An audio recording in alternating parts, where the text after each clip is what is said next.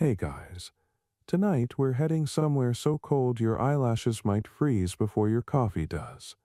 Welcome to the snowbound marches of the Viking world, a place where the wind cuts sharper than a sword, and even the seagulls sound like they've given up on life. You probably won't survive this, but that's half the fun of imagining it. So before you get comfortable, take a moment to like the video and subscribe, but only if you genuinely enjoy what I do here. And while you're at it, drop a comment with where you're listening from and what time it is there. I love seeing the map light up across time zones. Now, dim the lights, maybe turn on a fan for that soft background hum, and let's ease into tonight's journey together. You open your eyes to a horizon made entirely of white and gray, as if someone drained the color out of the world and left only breath and sound. The waves of the North Atlantic roll sluggishly beneath sheets of drifting ice, and your boots sink into snow that creaks like old wood. Every inhale stings, every exhale crystallizes in midair before falling back onto your fur cloak like powdered glass. You can hear the ship timbers behind you groaning in protest, coated in rime, their dragon-headed prows locked in frozen snarls. The crew, red-faced and muttering, is unloading crates that might as well be blocks of ice themselves. Barley, salted cod, and whatever dried meat they didn't already eat during the crossing. Your breath fogs thick enough to hide behind, and the smell of pine tar and wet wool reminds you that luxury for a Viking on campaign means not dying before breakfast. Somewhere nearby, a man sneezes so hard he nearly loses his beard braid, which feels like the only entertainment available at this latitude. The North isn't welcoming tonight, it never was. But you start walking inland anyway because the alternative is freezing to death in front of your friends, and nobody wants to become the next saga's comic relief. The snow underfoot hides rocks, roots, and occasionally regrettable puddles of seawater. You move carefully, learning the ancient rhythm of survival. 3 steps, 1 curse, adjust the cloak, repeat. The sagas love to make it sound heroic, as if every Viking marching through winter was humming a ballad about destiny. But really, it was probably a chorus of "Whose idea was this?" and "I can't feel my legs." Historical records suggest Norse expeditions pushed across northern routes during the early medieval centuries, testing frozen terrain for trade and conquest. But none of the manuscripts mention how much it hurt to walk through slush in seal-hide boots. One mainstream fact from the annals of the Viking Age: the Norse settlements reached as far as Greenland by the late 10th century, proof that their endurance was as terrifying as it was admirable. The quirky tidbit nobody talks about: some Vikings reportedly greased their bodies with animal fat before journeys in sub-zero weather, partly for warmth, partly because it made snow slide off like butter on a skillet. Imagine that, slathering yourself in whale blubber before a hike. That's dedication, and if you're wondering whether scholars agree on why they kept pushing north despite the obvious risks, they don't. The open scholarly debate continues. Were they exploring out of necessity, curiosity, or just a collective case of stubbornness that no therapist could ever fix? The sky hangs low and heavy, a dull pewter dome that reflects no sun and offers no mercy. You can almost hear it pressing down, muting the crunch of boots and the clatter of axes strapped to belts. The air smells faintly of salt and pine smoke, a paradox since there are no trees in sight, but somehow every breeze carries memory from a forest hundreds of miles away. A raven circles above, black as a brushstroke on a blank canvas, its caw slicing through the wind. Superstitious you might be, because even now you remember the old Norse belief that Odin's ravens, Hugin and Munin, traveled the world to bring back thoughts and memories. This one feels more like it's judging your frost-bitten nose. The irony of the Viking image, the fierce conqueror wrapped in furs, sailing through blizzards, comes alive when you realize half their time was spent trying not to die from exposure. Archaeologists have found traces of charred wood, burned animal bones, and compacted soot layers in old campgrounds that suggest they built quick shelters on the march, huddling in groups around smoky fires that barely burned hot enough to toast their fingers. You picture them, faces lit orange and gold, the sound of crackling wood mixing with laughter and coughing, a mix of pride and despair swirling in the cold air. The longer you walk, the more the snow becomes your soundtrack. Every step a soft percussion of resistance. Your breath grows labored. Your hands, even under fur mittens, begin to stiffen.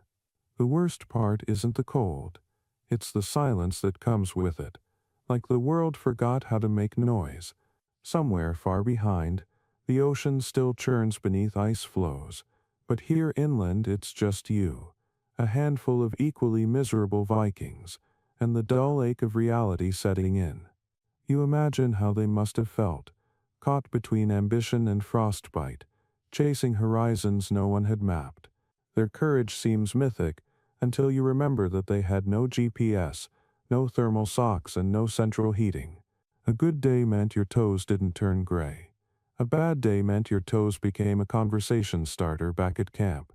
Remember Bjorn, great fighter. Shame about the frostbitten bits. You start to think that survival wasn't about strength but about humor. The ability to laugh when your beard freezes solid mid-chuckle. That's Viking resilience for you.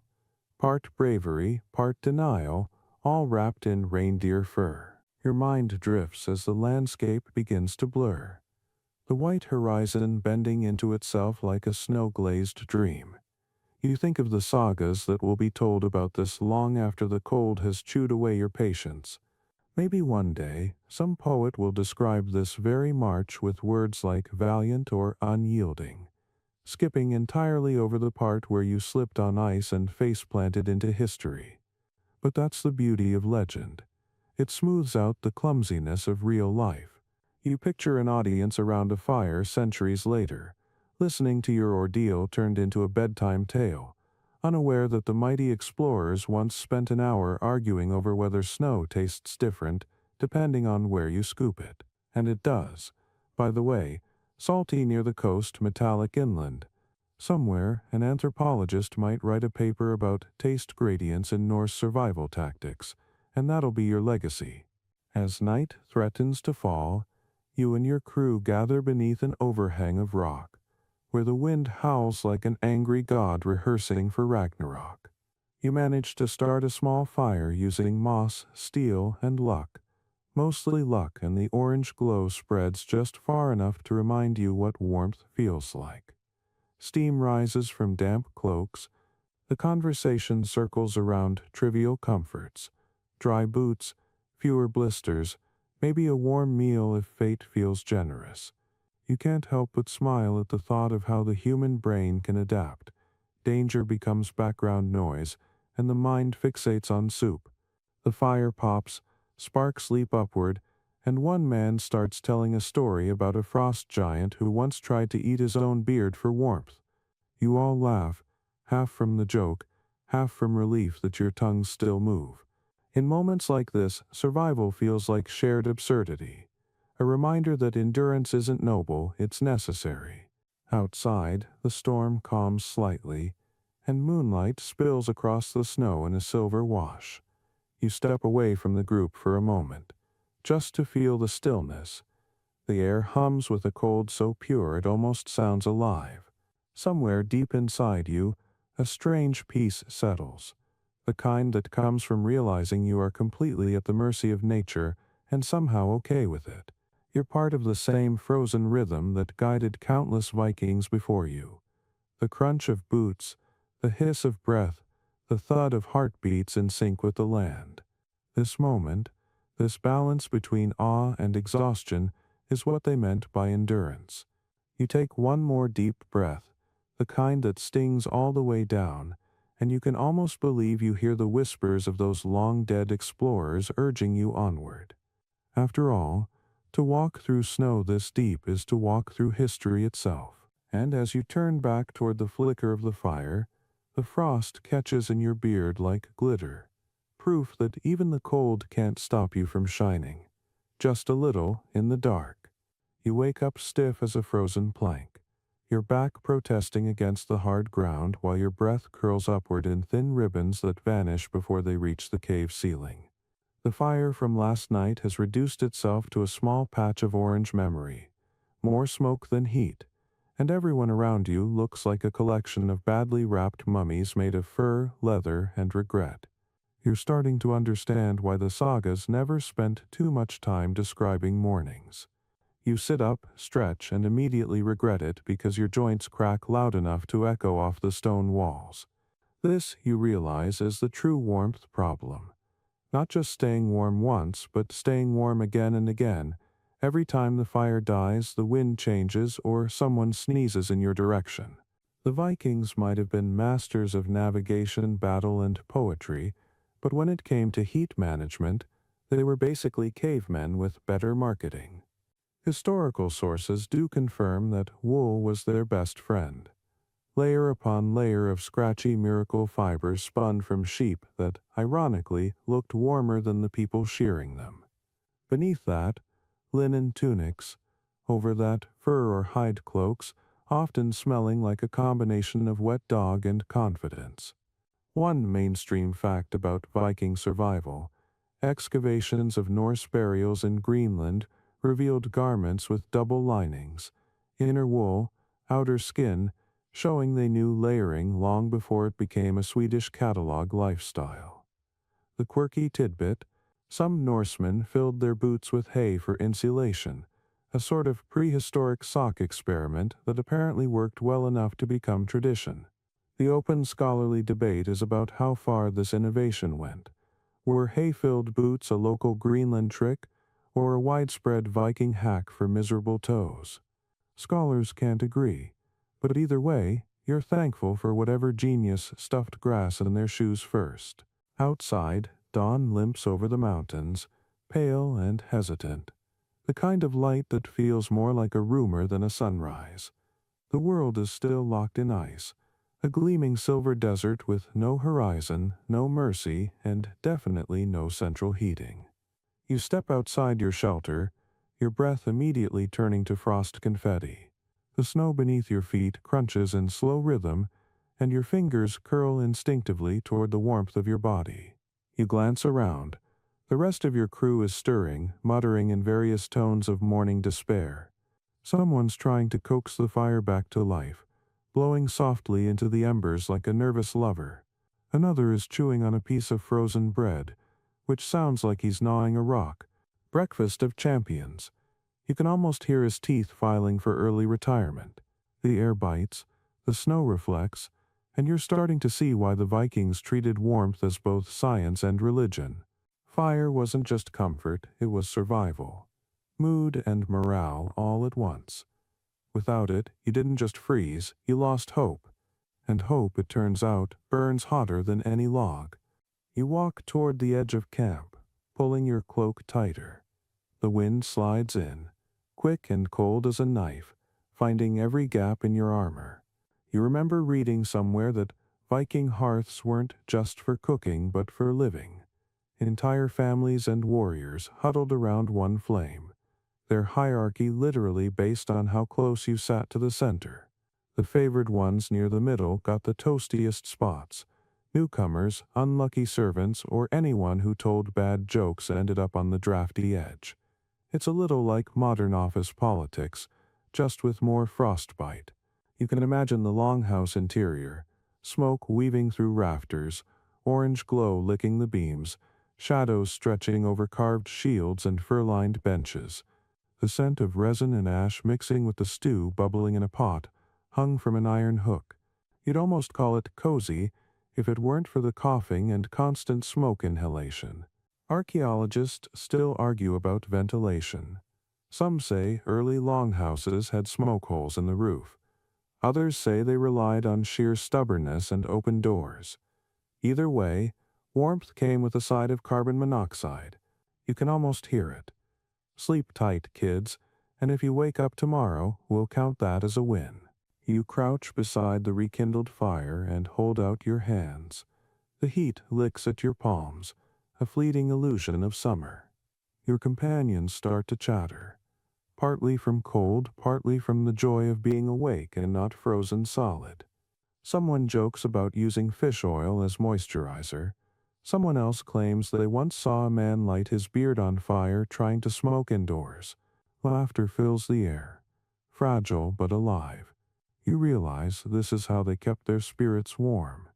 Humor, shared suffering, the gentle absurdity of existence. Even when the cold pressed in, Vikings had this infuriating ability to treat misery as just another adventure. That's the real warmth trick, isn't it? When your body gives up, your mind has to pretend it hasn't. You can't help but respect that. By midday, the snow begins to soften under the sun's weak approval. Steam rises faintly from the fire pit as melting icicles drip onto glowing coals. You step away, your boots sinking with each motion. The world feels temporarily alive again. Bright, blinding, almost cheerful in a cruel way. You spot your reflection in a patch of clear ice, cheeks flushed red, eyes watering, beard crusted with frost. Congratulations, you look like a heroic popsicle. You scrape at your sleeve, realizing the fur has frozen stiff into strange patterns. Somewhere deep down, you begin to admire the cold's artistry. Every crystal on your cloak seems deliberate, every patch of ice like a miniature sculpture. You wonder if ancient Vikings saw beauty in this too. The silent shimmer of snowfields, the way the light fractures across ice like stained glass. Maybe that's why they stayed. Maybe this endless winter wasn't just punishment but poetry. The sagas never said it outright, but you can feel it now. A kind of respect between man and frost.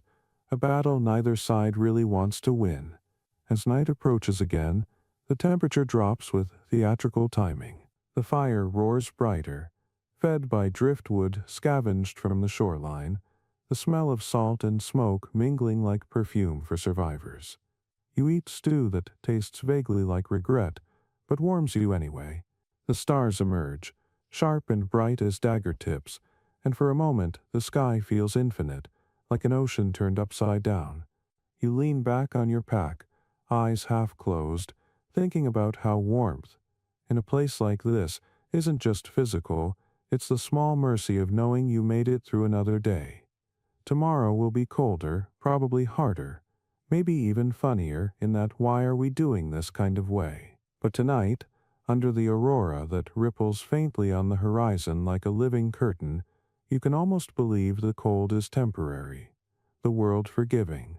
You close your eyes, hearing laughter fade into soft breathing, and the last thing you feel is the glow of fire on your face, fragile, fleeting, but real enough to dream by.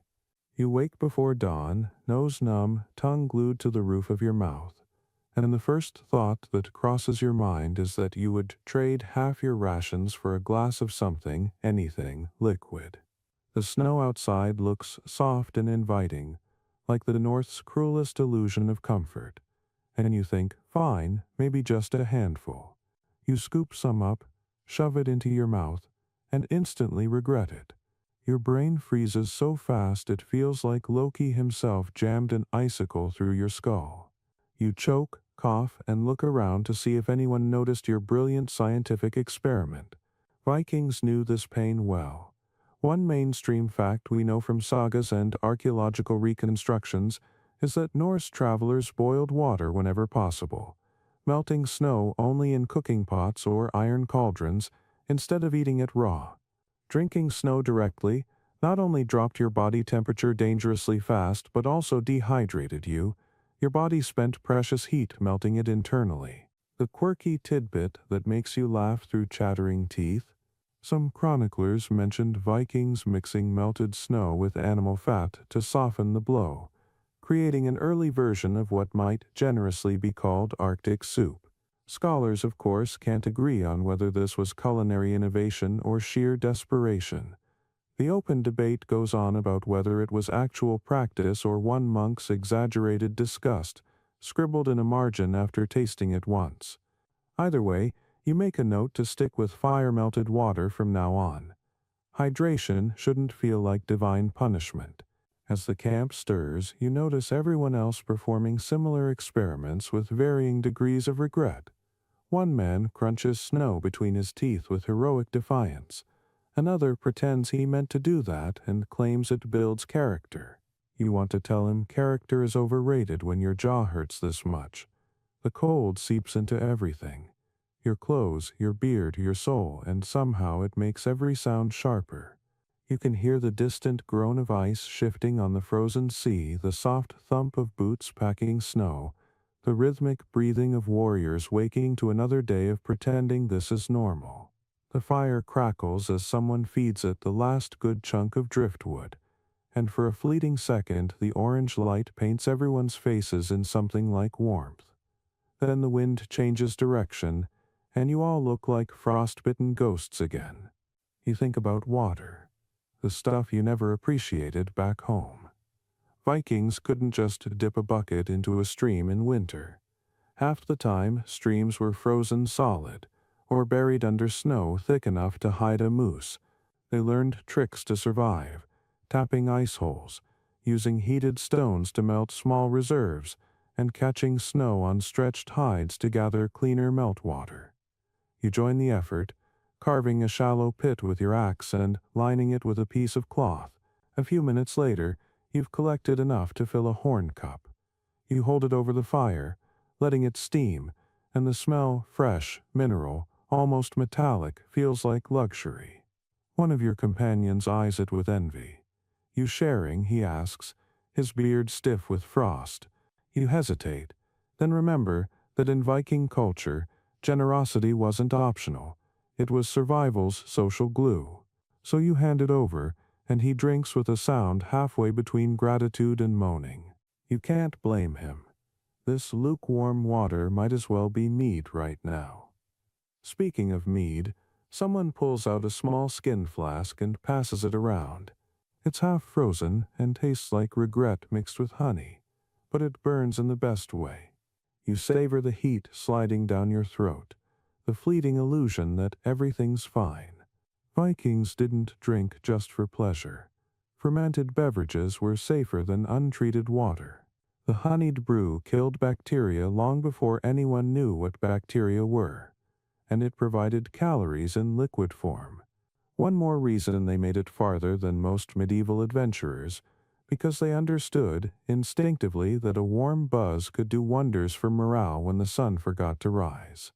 You hand the flask back, wiping your lips on your sleeve, and the man beside you grins. Better than snow, eh? You nod solemnly. Barely. By midday, the sky turns that peculiar Arctic blue. Too pale to be cheerful, too bright to ignore. You and the others pack camp, stamping out the fire and kicking snow over the ashes, an ancient ritual of denial. The march resumes, long lines of fur-clad figures trudging through powder, weapons glinting faintly whenever the sun peeks through the haze. You start to notice how the body adapts. The first hour is misery, the second is numbness, the third is something close to meditation. You fall into rhythm with your breath, your boots, your heartbeat, a pattern older than language. Maybe that's how the Vikings did it, not through brute endurance but through surrender, syncing themselves with the pulse of the land. Every inhale is a treaty with winter, every exhale a defiance. You remember reading that some Norse travelers melted snow inside animal stomachs, tied shut at the ends, a grotesque but clever method to keep water liquid for longer. The image makes you wince and chuckle at the same time. History is full of people doing whatever it takes to not die, and the Vikings were simply more creative about it. The sagas never glorified the suffering itself. They glorified surviving despite it. That's what made their stories powerful. Nobody wanted to hear about heroes who gave up because the water was too cold. You wipe the frost off your eyelashes and glance around. These men, trudging through snow like sleepwalkers, are the reason those stories exist. Not because they conquered, but because they endured. By the time the sun dips low, you find a small patch of frozen lake, a perfect mirror to the glowing sky. Someone tests the surface with an axe handle. Solid. You kneel, chip a hole, and watch the water well up, black and smooth. You cup your hands, taste it. It's cold enough to hurt, but clean and alive. You look up at the others and smile. Better than snow, you say again. They nod in agreement, lifting their cups in mock ceremony. And for a moment in this frozen emptiness, you share something sacred, the simple, ridiculous joy of having water that doesn't bite back. You warm your hands by the new fire, and as darkness creeps in, the steam from the pot curls upward like smoke signals to the gods. Maybe they're watching. Maybe they're laughing. Either way, you drink deep, because staying alive out here isn't about glory. It's about learning not to eat snow twice. You wake to the smell of something that might be breakfast or might be an early sign of surrender. It's bubbling in an iron pot over the fire, a color somewhere between despair and beige, and the cook, if you can call him that, gives you a hopeful look that says, "Please pretend this is edible." You kneel closer, letting the heat hit your face, and sniff. It's complicated. Fish, oats, maybe onions, possibly regret. Whatever it is, your stomach growls like an old war horn. Hunger is the great equalizer. Out here, anything warm becomes a delicacy. Vikings knew this intimately. The sagas are full of heroes who could fight all day on a few spoonfuls of porridge. One mainstream historical fact: Viking winter rations typically included dried fish, barley mush, butter, smoked lamb, and an alarming amount of ale. The quirky tidbit that rarely makes the textbooks: they sometimes added crushed bones to stews for calcium and thickness, because why waste good skeleton? The open scholarly debate revolves around whether Vikings truly enjoyed such meals or simply endured them. There's no definitive proof they had a sense of taste left by February. But you, sitting here in this frozen camp, ladle in hand, are about to test that theory firsthand. The first spoonful nearly burns your tongue. The second one makes you question your life choices. But by the third, something shifts. You feel heat, real heat, spreading from your throat to your fingers. You taste salt, smoke, and just a hint of satisfaction. "What's in this?" you ask the cook. He shrugs. "Everything that didn't walk away." Fair enough. Vikings didn't fuss with recipes. They improvised with whatever the sea or snow coughed up. Dried cod, seal fat, wild herbs, fermented milk, all fair game. Somewhere out there in some longhouse a poet probably called it the flavor of survival. And it stuck. You eat in silence, spoon scraping the pot as the wind howls outside. Every bite reminds you that civilization is just a warm meal away from extinction. When the stew's gone, someone uncorks a skin of mead, and instantly morale improves by about 600%. The sweet, heady smell cuts through the cold like sunlight through fog. Vikings treated mead as more than alcohol.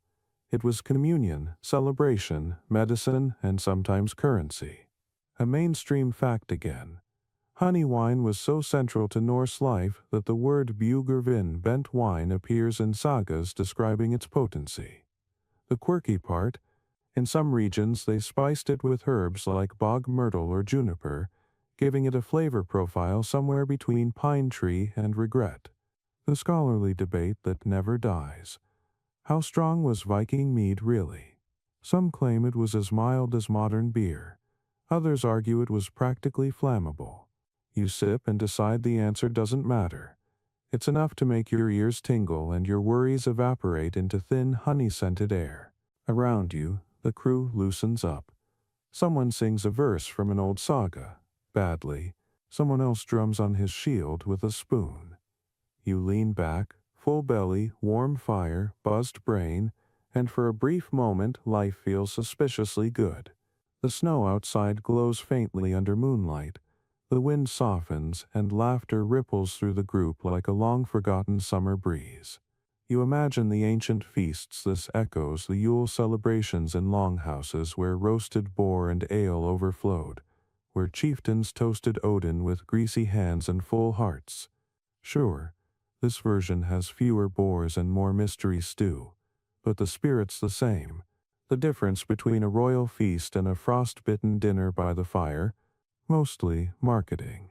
As the night deepens, you realize how vital food is not just for survival, but for sanity.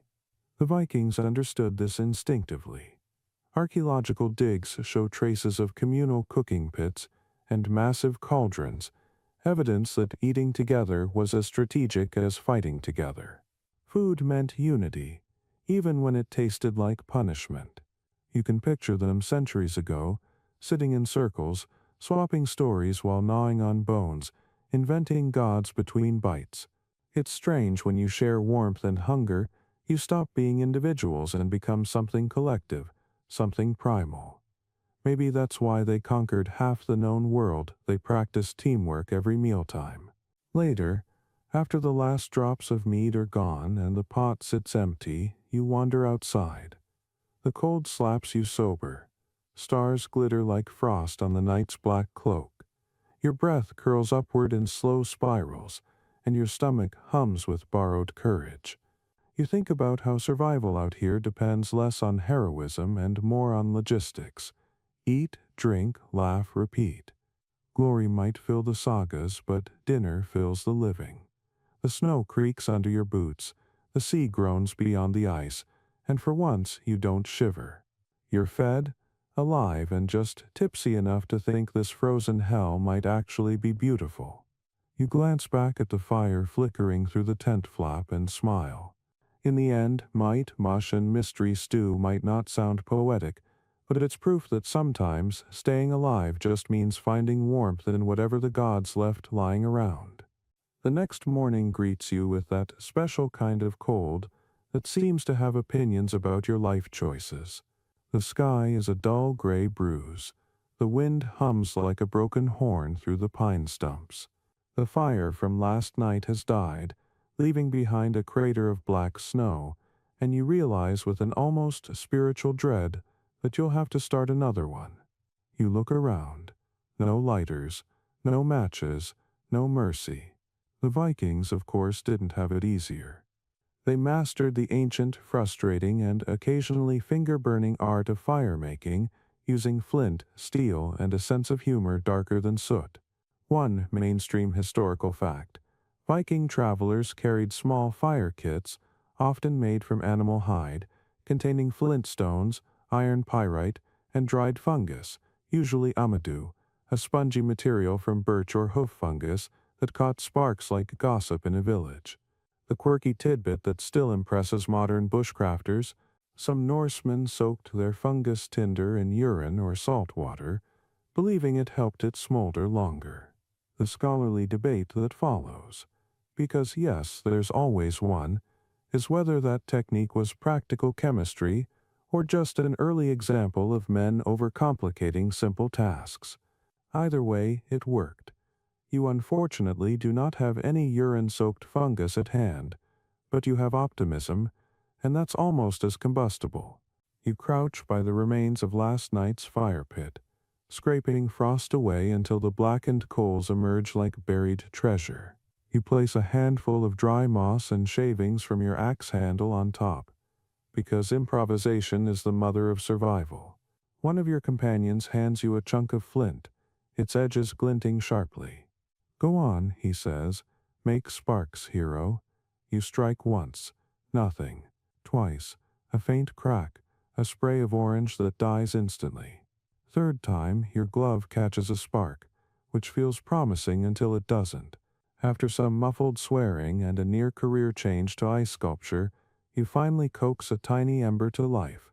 It glows faintly, fragile as hope, a single red eye blinking in the snow. You bend down, cup your hands and blow gently, feeling your breath turn the ember into a whisper of flame. The others cheer softly, like witnesses to a miracle. You grin, partly out of pride, partly because your eyebrows are still intact. It's humbling. Really how much effort it takes to make something humans have supposedly mastered for tens of thousands of years. The Vikings saw fire as both tool and deity. In sagas, fire is described as elder, a living force that demands respect. It warms, it cooks, it guards, and if you're careless, it punishes. You start to understand why they built entire rituals around tending flames. Some Norse families even carried coals from their hearths when moving homes, symbolically bringing their ancestors' warmth with them. It wasn't just heat, it was identity. You watch your new flame grow, spreading through moss and splinters, hissing as it devours snowflakes that dare fall too close. The orange light paints everyone's faces in motion, flickering between exhaustion and relief. For a moment you think, this is civilization distilled to its smallest form, a handful of people gathered around defiance. Once the fire's stable, breakfast becomes possible again.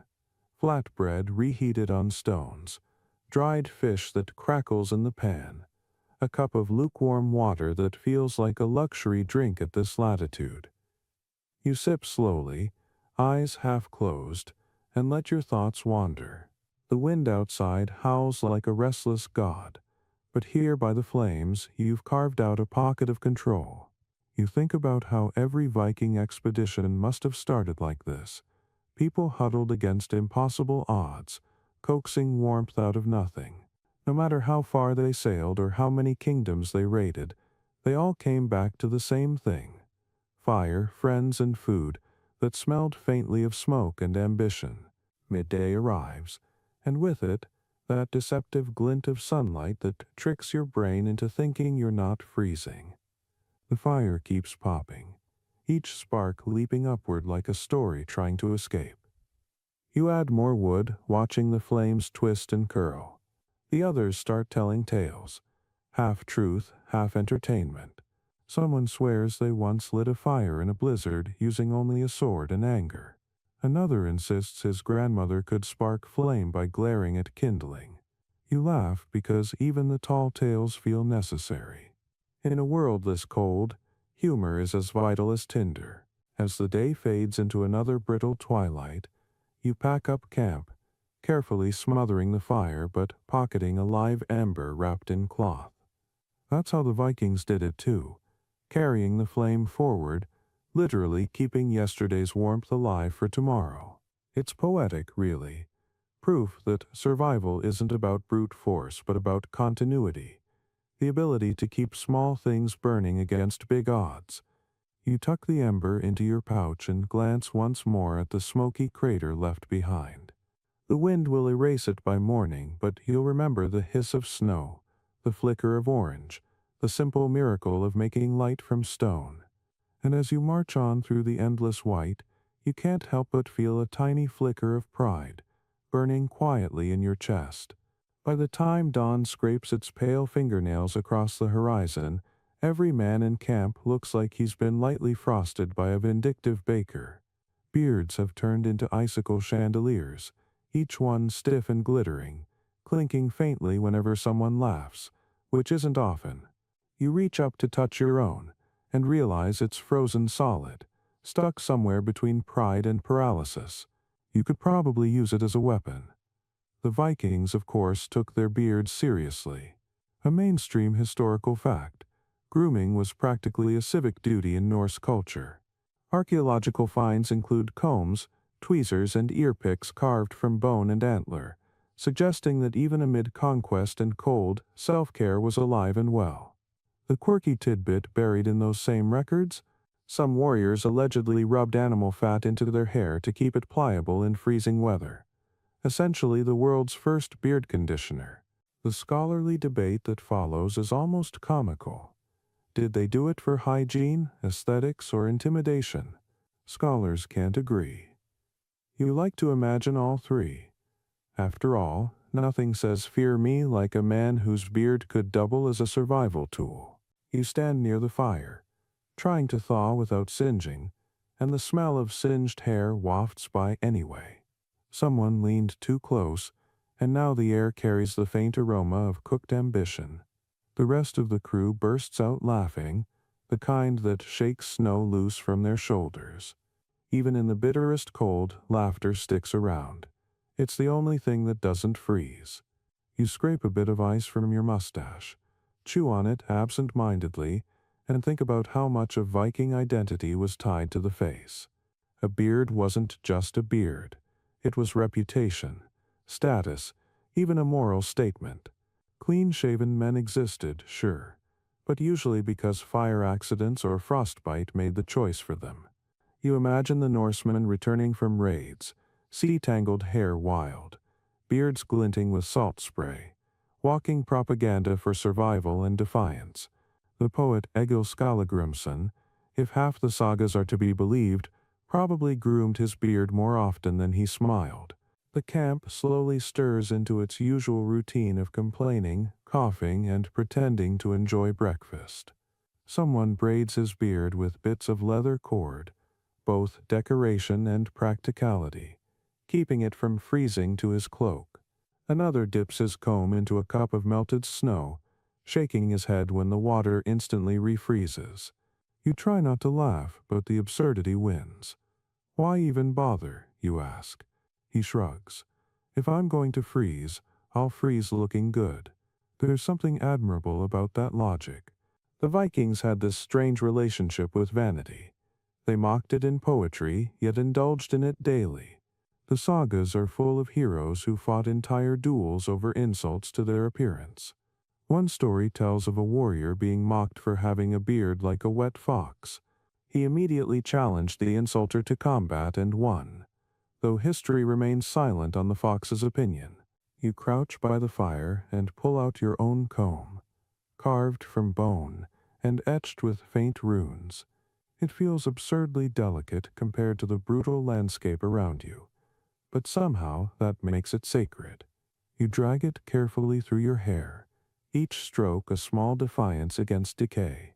The others tease you, of course, prettying up for the frost giants, but you just grin. In a world where everything cracks, freezes, or fades, maintaining order in your own reflection feels like victory. Maybe that's what the Vikings understood so well. Dignity is warmth. To care for your appearance when nature tries to erase it, that's rebellion. The wind howls again, stronger this time, carrying flecks of snow that sting like sand. You pull your hood tighter and step outside the circle of light. The world beyond the fire feels like the inside of a snow globe, silent, endless, perfect in its cruelty. You walk a few steps away, breath rasping in the cold, and spot your reflection in a frozen pond. It's laughable and majestic all at once. Frost-rimmed eyebrows, a beard stiff enough to sculpt, and eyes half-lidded with fatigue. You look like a statue of defiance someone forgot to finish carving. Somewhere, a raven croaks from a bare tree, and you remember how Odin himself was often depicted bearded, wise, and weathered, the god of knowledge, endurance, and questionable grooming choices. You smile at the thought. Maybe that's why the Vikings revered him so deeply. He looked like one of them after a bad winter. Back at camp, someone starts humming a deep, droning tune that sounds older than language. The others join in, voices vibrating through the cold like a second fire. You join too, your breath forming clouds that rise and merge above the flames. The sound isn't quite a song, not quite a chant. It's something in between, something that feels like belonging. The fire crackles louder, and for a few moments even the wind listens. Beards glint in the light, laughter rolls like thunder, and the camp transforms into a small fleeting world where frost and pride coexist peacefully. When the song fades, you sit in silence, warmth buzzing faintly under your skin. You reach up one last time, breaking an icicle from your beard, and grin. Out here, style isn't survival, but it helps. The morning begins with a sound you never forget, that long, brittle quirk of ice deciding whether it likes your weight. You freeze mid-step, eyes wide, heart thudding so loud it could summon Thor himself, and everyone behind you freezes too. Nothing moves except your breath, rising in pale ribbons. Then, mercifully, the ice holds. You exhale the kind of sigh that could melt a fjord. Welcome to the Viking version of cardio, marching across frozen lakes that hate you personally. The sagas rarely mention the logistics of this. They talk about courage and destiny, not about ankles or cold blisters. But you know better. One mainstream historical fact: Vikings did cross frozen terrain during winter raids and trade routes. especially across the Baltic and Scandinavian interior. They used sleds, skis, and even crude snowshoes made of birch and sinew. The quirky tidbit that makes you smile through clenched teeth? Some accounts suggest they greased their boots with animal fat to prevent sticking to the ice, an early, accidental invention of Vikings' slip-resistant footwear. And of course, there's the open scholarly debate. Did they truly plan winter marches strategically, or just treat freezing to death as an acceptable occupational hazard? Academics still argue, but right now your toes are staging their own protest, so the theory feels irrelevant. You shift your weight forward, listening for that telltale groan again. Beneath the translucent surface, air bubbles drift like trapped souls, frozen mid-scream. You think about how much trust it takes to walk over something that might swallow you whole. The lead scout, a mountain of fur and confidence, taps the ice with his spear every few steps. Thunk, thunk, safe. Everyone follows in a careful rhythm, a grim little dance of survival. The cold sneaks into your boots despite every layer of wool, gnawing at your toes like an unpaid debt. The wind gusts sideways, filling your hood with snow, and you realize that marching might be a generous term. It's more like cautious sliding with dramatic intent. Somewhere behind you, a man mutters a prayer to Njord, god of the sea, which feels ironic since you're technically walking on his frozen domain. The others laugh, breath puffing like miniature clouds. Humor again, the cheapest insulation there is. You glance back and see the long line of travelers stretching behind, shields strapped, sleds creaking, a few unlucky souls pulling the cargo by rope. It's strange how beautiful misery looks from a distance. The whole world is white and blue, sky blending into snow, people just dark brushstrokes moving through eternity. You imagine future poets describing this march as heroic, leaving out the part where your nose has become a small frozen liability. By midday, the sun crawls weakly across the horizon, turning the ice into a mirror. Every reflection dazzles, forcing you to squint. You remember that snow blindness was a real problem for early explorers. Vikings may have countered it with simple tricks, narrowed helmet slits, soot smeared under the eyes, or bone glasses with tiny holes.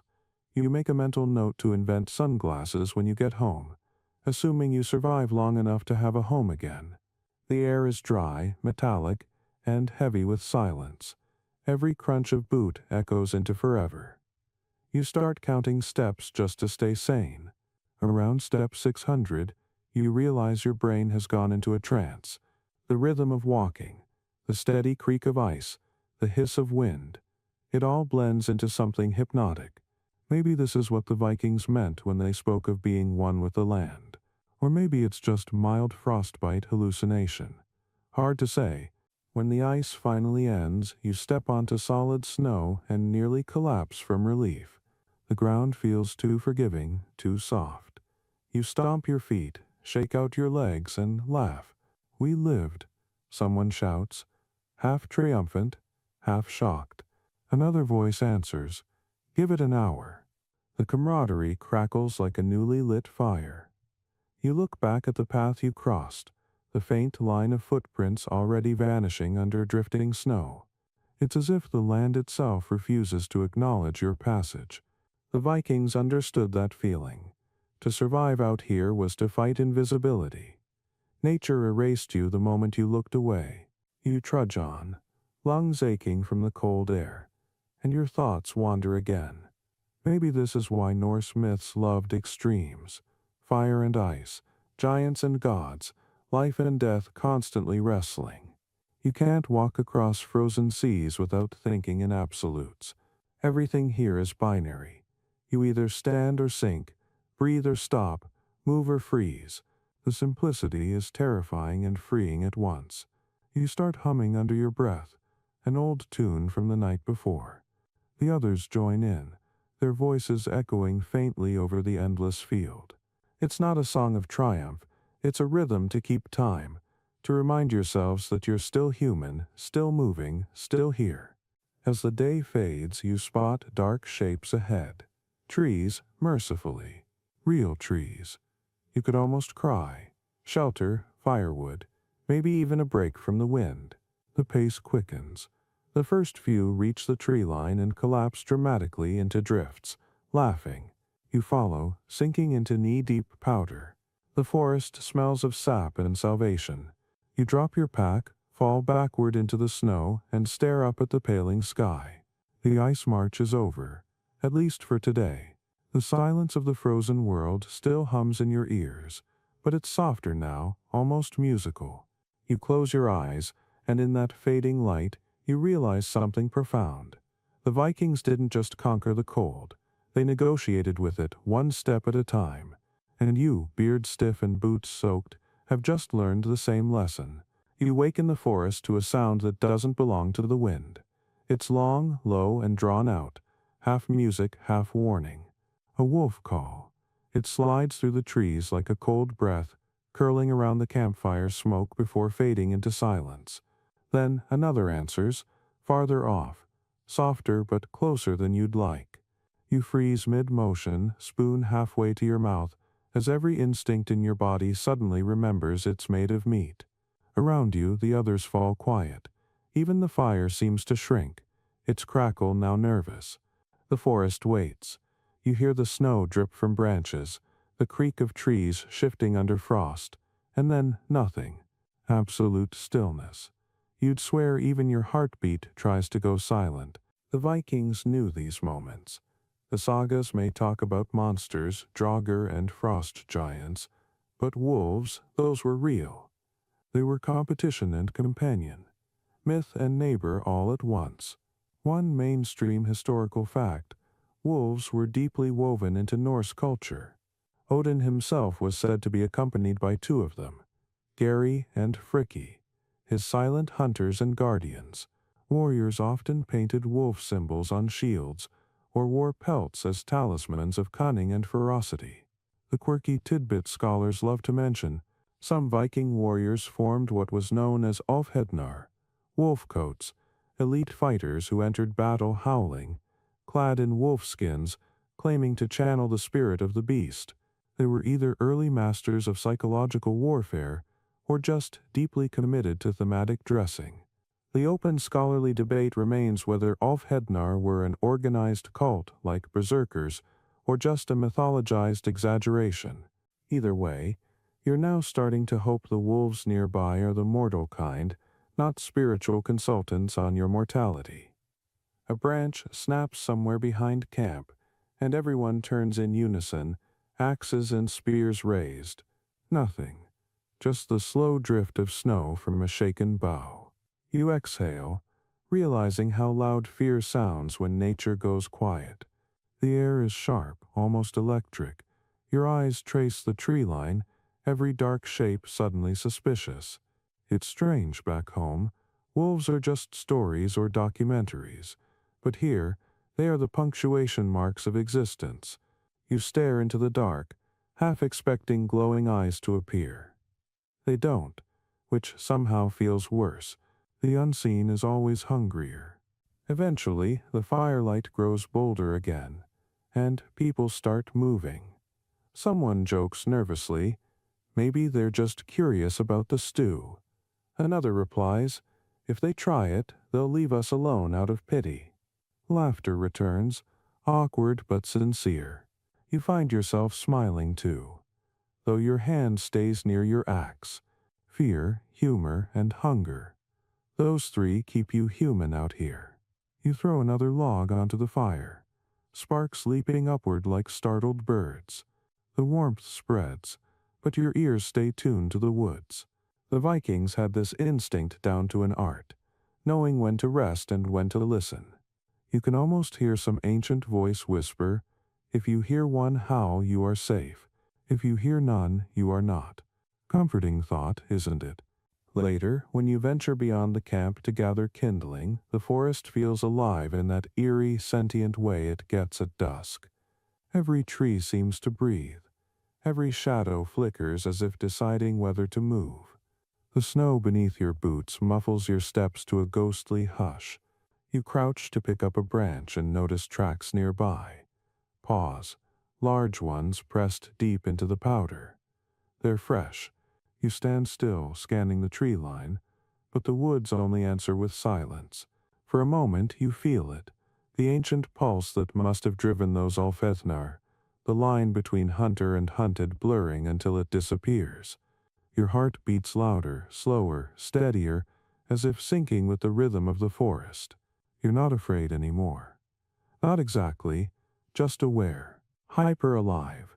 When you return to camp, twilight has deepened into a blue so dark it might as well be night. The others are sitting close to the fire, their faces glowing amber against the shadows. One of them hums softly, a wordless tune, circular and low, the kind people hum when they don't want to admit they're praying. You join them, dropping your bundle of wood and sitting down back to the warmth. Above, the stars peek through gaps in the branches, sharp and cold as flint. Another wolf call echoes in the distance. It sounds less like threat now, more like conversation. You think, maybe they're just reminding you whose forest this is. As you watch the fire, a realization settles over you like falling snow. The Vikings didn't conquer the wilderness. They negotiated with it. They respected it, feared it, borrowed from it, but never pretended to rule it. You can feel that lesson in your bones tonight. The wolves call again, softer this time, almost gentle, and you find yourself whispering back not words, just breath. Somewhere, the sound carries, and for a fleeting second you imagine an answer. Then it's gone, lost to the dark. You pull your cloak tighter, smile faintly, and let the fire's glow push back the cold, just a little longer dot. You draw the first watch. Lucky you. Everyone else is already snoring in a tangled, fur-wrapped heap, sounding like a herd of sleepy walruses. The fire has burned down to red coals, and the night has that glassy stillness that makes every movement feel like blasphemy. The wind has died completely. Even your breath seems hesitant to make noise. Then you look up, and the sky has gone mad. Ribbons of green and violet twist and shimmer overhead, pulsing like the breath of something divine. The aurora. It's brighter than you imagined. Alive, a river of color flowing across an ocean of darkness. The sagas called it Valkyrjur Flojugandi, the Valkyries flying. You understand why. Each shifting light feels like a procession of spirits moving soundlessly across the heavens, shields glinting, spears invisible. You pull your cloak tighter and watch the colors ripple, half mesmerized, half unnerved. One mainstream historical fact. Norse travelers really did have words for this sight. Northern Lights wasn't poetic exaggeration but familiar geography. Some scholars think they saw it as a bridge between worlds, proof that the gods were paying attention. A quirky tidbit. Later Icelandic folk believed that if a pregnant woman looked directly at the aurora, her child would be born cross-eyed, a superstition equal parts absurd and oddly specific. The open scholarly debate that keeps academics warm in winter is whether Viking-age people feared the aurora as an omen of war or revered it as divine blessing. Standing here now, your fingers stiff around a spear, you decide it was probably both. Beauty and terror have always been the same color. The snow reflects the shifting lights, turning the ground into a moving sea of ghosts. Your breath glows faintly green as it leaves your lips. Somewhere in the forest, a branch cracks. Your heart jumps, then slows, just a fox maybe, or a trick of echo. You listen anyway. Listening becomes the job. The Vikings knew it. Night watch wasn't about fighting, it was about hearing the world breathe. You shift your stance, boots creaking. Every few minutes you walk a slow circle around the camp, checking the sleds, the sleeping men, the edge where firelight fades into black. You think of how many nameless guards once did the same, century after century, keeping death politely outside the circle until dawn. There's a strange peace in it, like holding hands with time. The aurora brightens, dancing faster, and for a moment it almost feels personal. The colors slide over your skin, cold light with no warmth. You reach up instinctively, hand raised as though you could touch it, and the world tilts. The silence grows deeper, so heavy you swear you can hear your own thoughts echo back. You imagine the old gods looking down. Odin, calculating, Freya, distant, Thor, maybe asleep somewhere under a thundercloud. Do they still care about mortals who guard half-dead fires on forgotten marches? Or is this just nature showing off, reminding you that belief doesn't change physics? You chuckle softly to yourself, the kind of laugh that fogs the air but doesn't quite leave the throat. Behind you, one of the men stirs and mumbles something incoherent, then goes still again. You glance at him, then back at the horizon. The northern lights have shifted to gold and crimson now, faint like a bruise spreading across the sky. You remember tales of explorers who claim to hear the aurora, soft crackling sounds like silk tearing in the wind. You listen carefully, and maybe you do hear it, faint as a whisper, weaving through the forest hush. Or maybe that's just your imagination, trying to give the gods a voice. Either way, it's hauntingly beautiful. Hours pass without warning. The cold settles into your bones, but your mind drifts somewhere warmer. Memories of hearth smoke, of longhouses filled with noise and song. You picture a mother stirring a pot, a child watching sparks from the fire, the smell of salt and wool and home. The light overhead fades slowly to gray, its brilliance dissolving into dawn's first blush. The spell breaks. You poke the fire until it wakes, orange licking up from the coals, and the first sleepy faces emerge from their furs. Someone yawns. Another curses softly about his frozen toes. You smile and stretch your stiff arms. The aurora is gone, but its afterimage lingers in your eyes, a reminder that even in this endless cold, the sky sometimes remembers to be kind. And for the briefest moment you think, if the gods are still watching, they must be smiling too. The storm doesn't arrive so much as it ambushes you. One moment the forest is still, the air brittle but clear. The next, the world collapses into white chaos. Snow whirls sideways, the wind shrieking like something ancient and personally offended. You can't see your own outstretched hand, let alone the men ahead. The blizzard punches through your cloak, bites through fur, and claws at your eyes like a living creature determined to erase you from memory. It's as if the land decided to remind you who's really in charge. The Vikings didn't exaggerate this kind of cold. It truly did try to kill them daily. One mainstream historical fact. Sagas and chronicles tell of winter campaigns where soldiers tied themselves together with rope so they wouldn't vanish into storms. The quirky tidbit that always gets buried in footnotes: some commanders carried banner poles topped with carved animal heads during marches.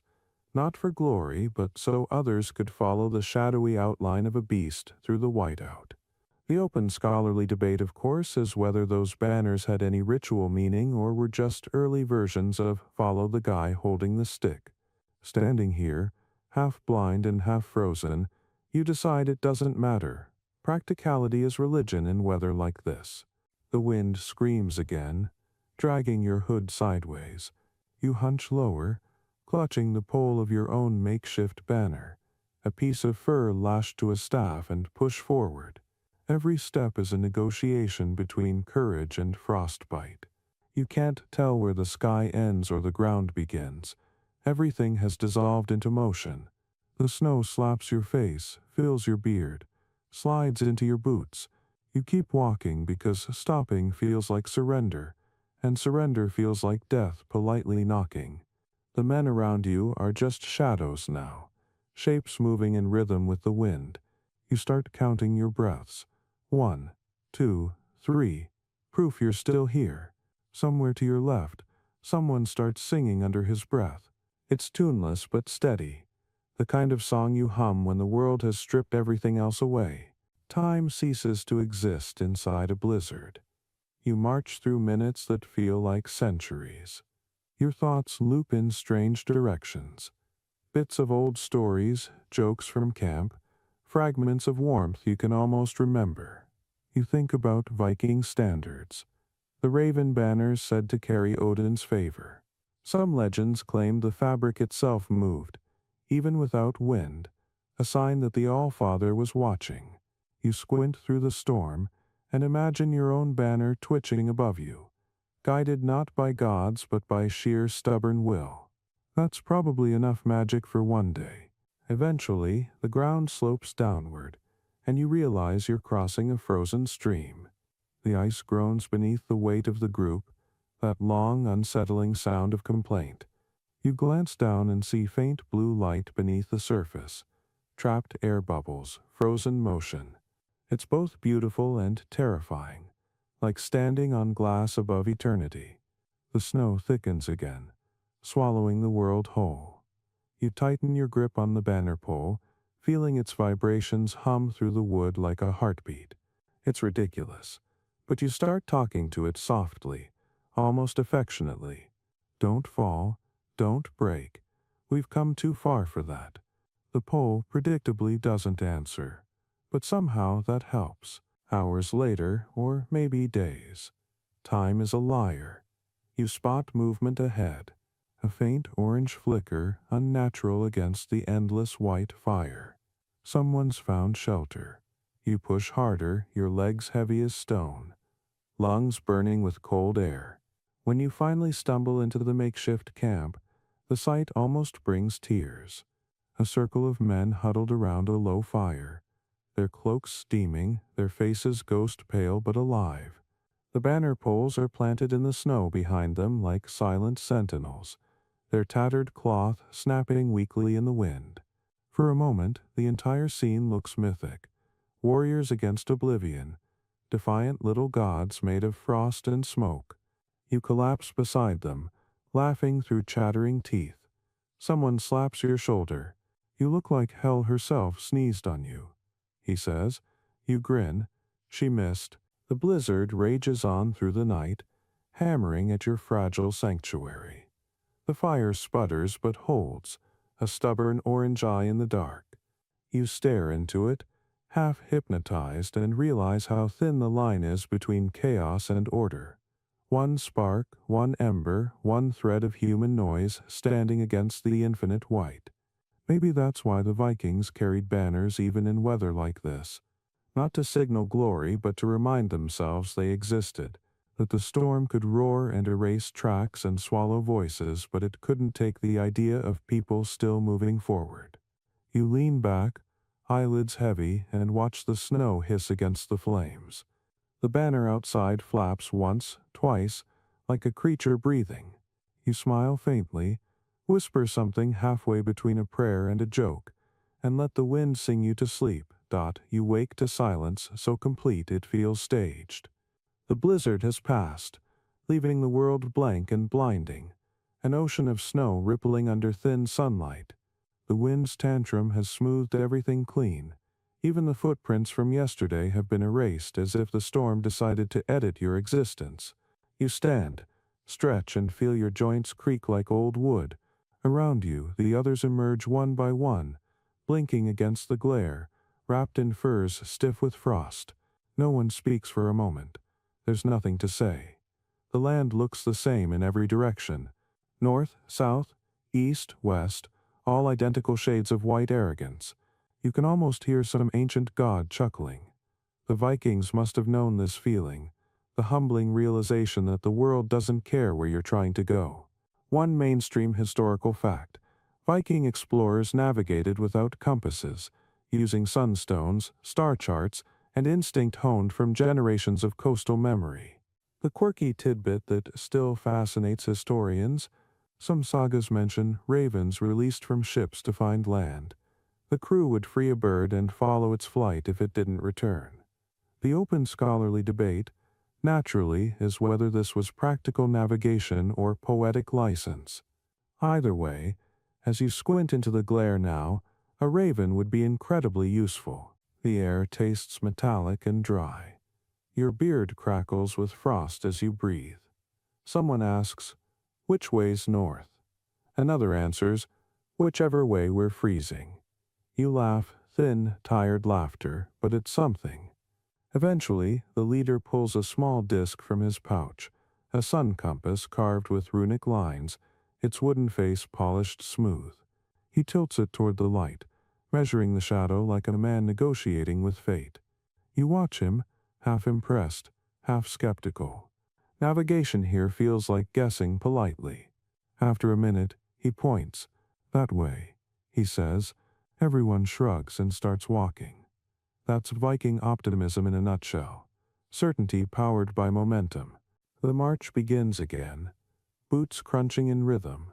The landscape is so featureless, it might as well be an infinite scroll of snow. You start imagining you've walked in circles, that the horizon has been replaced with a mirror. Every so often someone stops, tilts their head and mutters, "Didn't we pass that snowdrift before?" The answer is always yes, because every snowdrift looks exactly the same. The monotony becomes hypnotic. Step, crunch, breathe, step, crunch, breathe.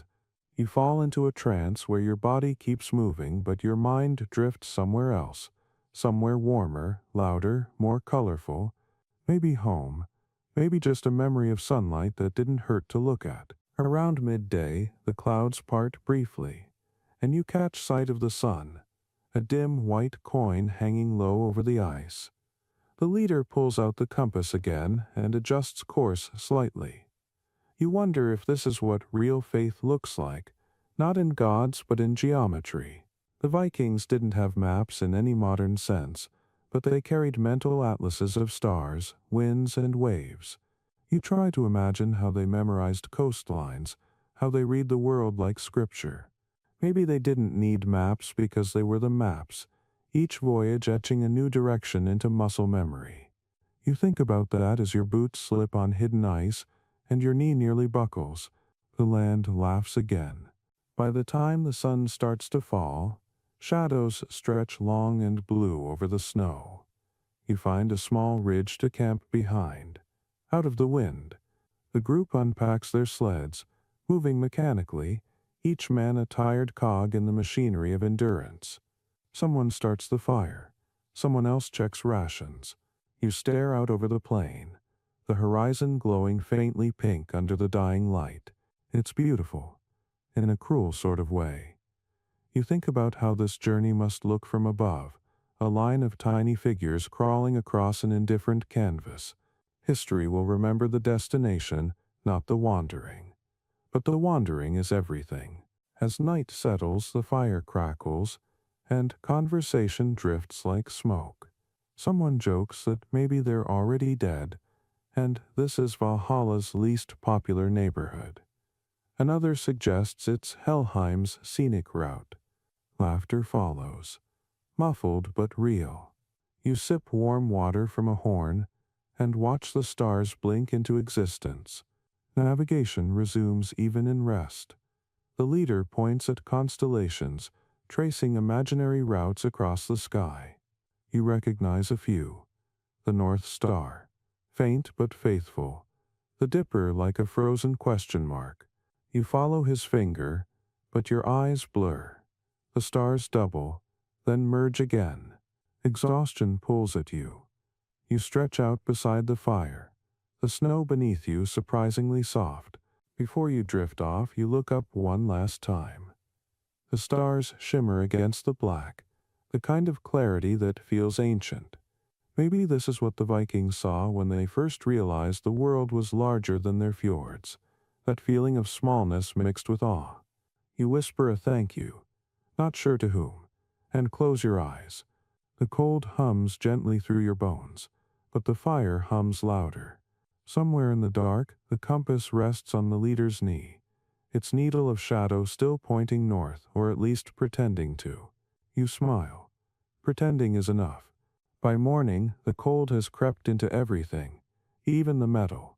You lift your axe and it squeals, a high-pitched scrape that sounds almost offended. The blade's breath steams faintly in the weak sun, rimmed with frost like a silver tongue stuck to the air. Around camp, others test their weapons too, swords that clang like cracked bells, spearheads that bite their owners' gloves, knives that snap at the first careless bend. It's strange to realize that even iron can feel fragile. The Vikings knew this truth long before science explained it. Metal turns brittle in the deep cold. One mainstream historical fact: Norse smiths often tempered their weapons using charcoal and water. But in sub-zero temperatures, even the best steel lost flexibility and could shatter with one wrong swing. The quirky tidbit that sometimes raises eyebrows: some accounts suggest warriors warmed their blades before battle by holding them over fire or tucking them under cloaks. Half practicality, half superstition. The scholarly debate still rages like an academic snowball fight. Did the warming ritual actually help prevent metal failure, or was it a symbolic gesture, breathing life into the blade before risking it in frost? Watching the man beside you cradle his sword like a newborn before plunging it into a patch of firelight, you decide maybe it was both. You crouch by the fire, your own axe balanced across your knees. The wood handle feels alive, warmer than the metal that crowns it. The blacksmith's marks, faint runes carved near the socket, catch bits of soot and glimmer faintly. You remember the forge back home, the hammer rhythm, the hiss of quenching, sparks leaping like stars. Those sounds feel impossibly far away now, drowned under the wind's ceaseless hiss. You strike the blade against your boot, just to feel its weight, and the sound echoes through the snow, sharp and lonely. Steel is honest. It doesn't care about poetry. It only tells you whether you'll live another day. The leader calls for a quick drill, because routine keeps men sane. You groan but rise, joining the half-circle of figures tightening belts and testing grips. It's less about fighting enemies and more about keeping limbs from stiffening. The first swing cuts through air heavy as syrup. The second meets resistance, a trunk wrapped in frost, exploding into shards. The cold amplifies every sound. Each blow rings like thunder in a glass cathedral. You lose yourself in the rhythm. Lift, twist, strike, breathe. The movements warm you more than any fire. Around you, others move the same way, a choreography of survival. When the drill ends, everyone collapses in a steaming heap of laughter and exhaustion. Someone jokes, "At least the axes aren't squealing anymore." Another replies, "That's because they've frozen solid to our hands." The humor lands because it's halfway true. You pry your fingers off the handle and watch the thin sheen of ice that's formed where skin met metal. Pain prickles, but it's oddly satisfying, a mark of belonging. The Vikings, you think, measured courage, not in scars but in the small indignities endured without complaint. You flex your hands and feel the blood crawl back like reluctant soldiers. Later, as the day drags on, you march again, axe slung across your back. Every few minutes you adjust it, making sure the blade doesn't frost over. The landscape glitters cruelly. Fields of snow cut with veins of ice, each reflecting the sun like 1,000 mirrors. The glare forces your eyes to squint until the world blurs into white flame. You start imagining you're walking inside a forge, the snow the anvil, the sky the hammer. The thought makes you smile.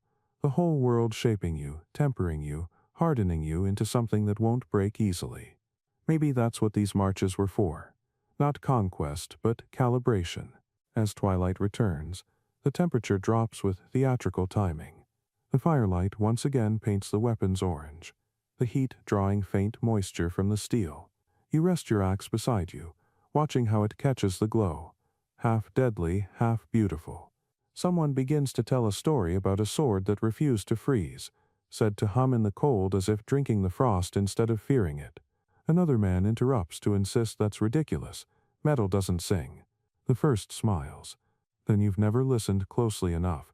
The fire crackles approvingly, sparks leaping upward like notes on invisible strings. You lie back, the axe handle pressed against your palm, comfortingly solid. The stars above are mercilessly clear, each one a pinprick through the velvet of night. You think about how fragile everything is out here. Skin, wood, steel, and how somehow all of it holds together anyway. Maybe that's the real lesson of frozen metal. Resilience isn't the absence of breaking, it's the art of enduring just long enough to swing again.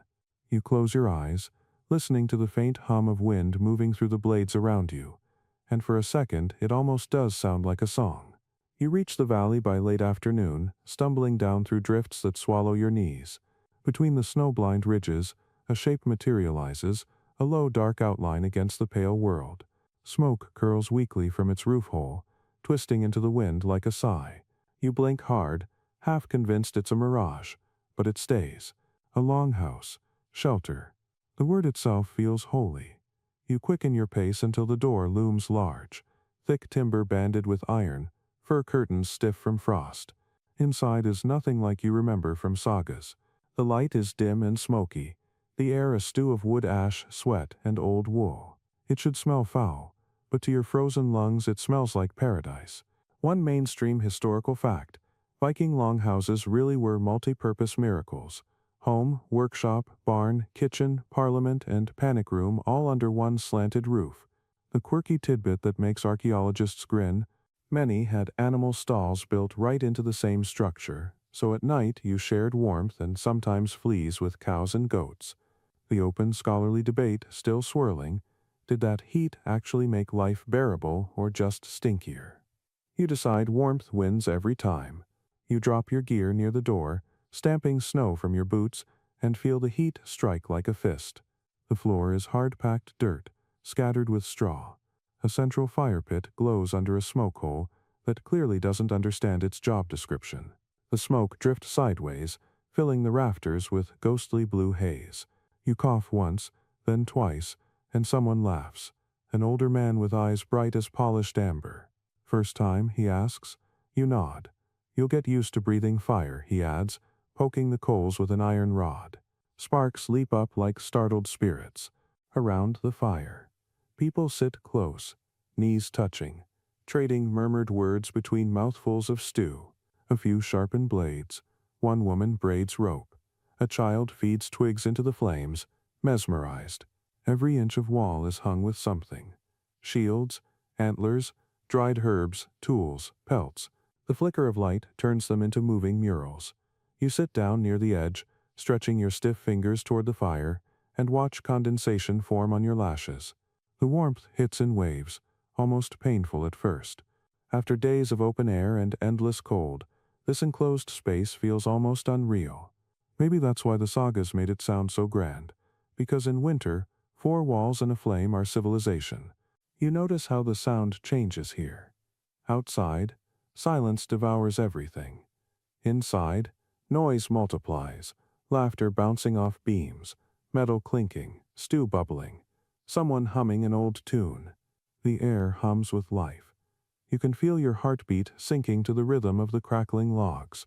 A woman ladles you a bowl of soup, thick, greasy, glorious, and you take it without shame. "Careful," she says, "that's yesterday's goat and tomorrow's surprise." You grin, too hungry to ask for clarification. It burns your tongue and your soul in the best way. Above you, smoke stains mark the beams in long black streaks. They look like runes, like accidental writing left by years of survival. You imagine how many winters have played out in this exact room. Births, funerals, weddings, feasts, fights, laughter so loud it drowned the storm outside. Maybe warmth and memory are the same thing. Fragile but persistent, stitched into the air itself. You pull off your gloves and flex your fingers. For the first time in weeks, they don't feel like strangers. Someone nearby starts telling a story about a spirit who haunts smoke holes, jealous of the heat she can never touch. Another swears his cousin saw her face once in the fire. You laugh quietly. The line between myth and boredom blurs fast when snow traps you for months. Still, as the flames bend and twist, you almost see her there, just for a second. A flicker of pale face and long hair. You blink, and she's gone. Maybe imagination thrives best when your brain's half thawed. As night deepens, the longhouse grows warmer, louder. You lean back against the wall, stomach full, eyes heavy. The snow outside presses against the walls with soft insistence, as if trying to listen. The smoke drifts lower, curling lazily through the rafters. You close your eyes and let the sound of the fire replace thought. The longhouse isn't luxury, it's illusion. A wooden spell that convinces you you're safe when you're really just slightly less doomed. But illusion or not, it works. You feel your heartbeat slow, the ache in your bones fade. And before sleep takes you, you think, so this is what victory sounds like. It's not horns or shouting, it's crackling wood, snoring comrades, and the quiet satisfaction of surviving one more night in the long winter. You wake to a familiar pain, sharp, needling, personal. It's your toes complaining. You pull off one boot, and there it is, the grim truth of the North. Two pale digits, stiff and waxy, daring you to call them toes anymore. A wave of panic rises, but you laugh instead, because what else can you do? Around the fire, everyone's got their own battle scars. Raw cheeks, cracked lips, noses that look like they've been arguing with the weather. One man holds up his hand and wiggles what's left of two fingers, grinning like he's showing off a trophy. They stayed behind in Finland, he says proudly. Everyone laughs because here, humor is anesthesia. The Vikings understood frostbite not as misfortune, but as proof. One mainstream historical fact: frost damage shows up on Viking skeletons found in Greenland and northern Norway. Tiny deformities on toes and fingertips that mark the toll of endless winters. The quirky tidbit that anthropologists love: some sagas mention warriors bragging about frost scars, treating them like tattoos of endurance. The open scholarly debate: did Viking society truly romanticize suffering, or have modern storytellers over-mythologized their stubbornness? You wiggle your toes, or what's left of them, and decide the answer doesn't matter. Pain, out here, is just another kind of currency. The longhouse smells of smoke and survival. The fire pit glows low and red, the coals sighing softly each time someone pokes them with an iron rod. You sit wrapped in a fur cloak that weighs more than your dignity, sipping lukewarm broth that tastes faintly of goat and iron. Outside, snow slides off the roof with a soft thud. The world's still buried, and part of you envies it. Snow doesn't have to feel anything. One of your companions, Eric, limps over and sits beside you. He's missing part of an ear, frostbitten weeks ago, and now the rest of him looks mildly jealous of its freedom. Still hurts, he asks. A little, you admit. He smirks. Good. Means you're not dead yet. Comforting in its Viking way. After breakfast, you all head outside to check the sleds. The cold hits like a slap, and you hiss through your teeth. The air smells clean, sharp, ancient. Every step crunches like breaking glass.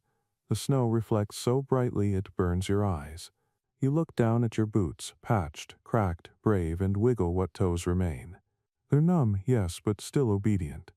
Around you, others move with the clumsy dignity of people who've decided feeling nothing is fine as long as they're upright. One man stops to rub his hands, blows into them, and mutters something about Odin's stingy sense of humor. You grin. You'd complain too, but your lips are too dry to risk it. By midday, the pain turns to a dull throb. No longer an intruder, just a roommate you've learned to ignore. You march across snowdrifts that stretch forever, sunlight bouncing off ice fields like shattered mirrors. You think about how frostbite reshapes people, not just physically, but spiritually. The Vikings saw endurance as a moral quality, not just a survival skill.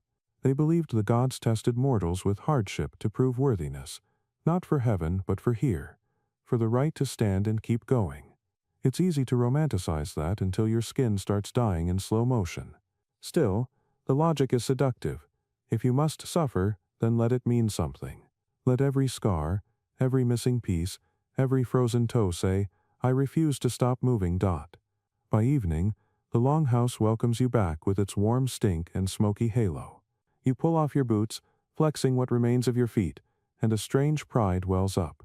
You made it another day. The frostbitten man with the missing ear pours mead for everyone, his grin unrepentant. To the parts we've lost, he says, raising his cup, and the fools who keep walking anyway. The toast earns a roar of laughter that fills the rafters. You drink deeply, the honeyed warmth chasing away the ache for a moment. The fire spits, the snow outside hisses, and you realize something profound in the simplest way. Survival here isn't about keeping everything intact. It's about choosing which parts of yourself you're willing to trade to stay alive. Later, as the laughter fades and the fire dims, you lie back against your fur bundle. Your toes still sting faintly under the blanket, a rhythm somewhere between pain and heartbeat. You stare at the roof beams blackened with centuries of smoke, and think of all the nameless survivors who must have done the same, counting what they'd lost and calling it victory. You smile faintly in the dark, whispering to no one, "If this is the price of life, it's still cheap." Then the wind outside howls again, shaking the walls, and your body answers with its own quiet defiance. Another breath, another heartbeat, another night endured. At dawn, you step outside expecting to see waves clawing against the shore, but the sea is gone. Or rather, it has stopped breathing. A frozen sheet stretches to the horizon, gleaming like polished iron under the pale sun. The wind moves across it with a low hum, carrying bits of snow that slither like restless ghosts.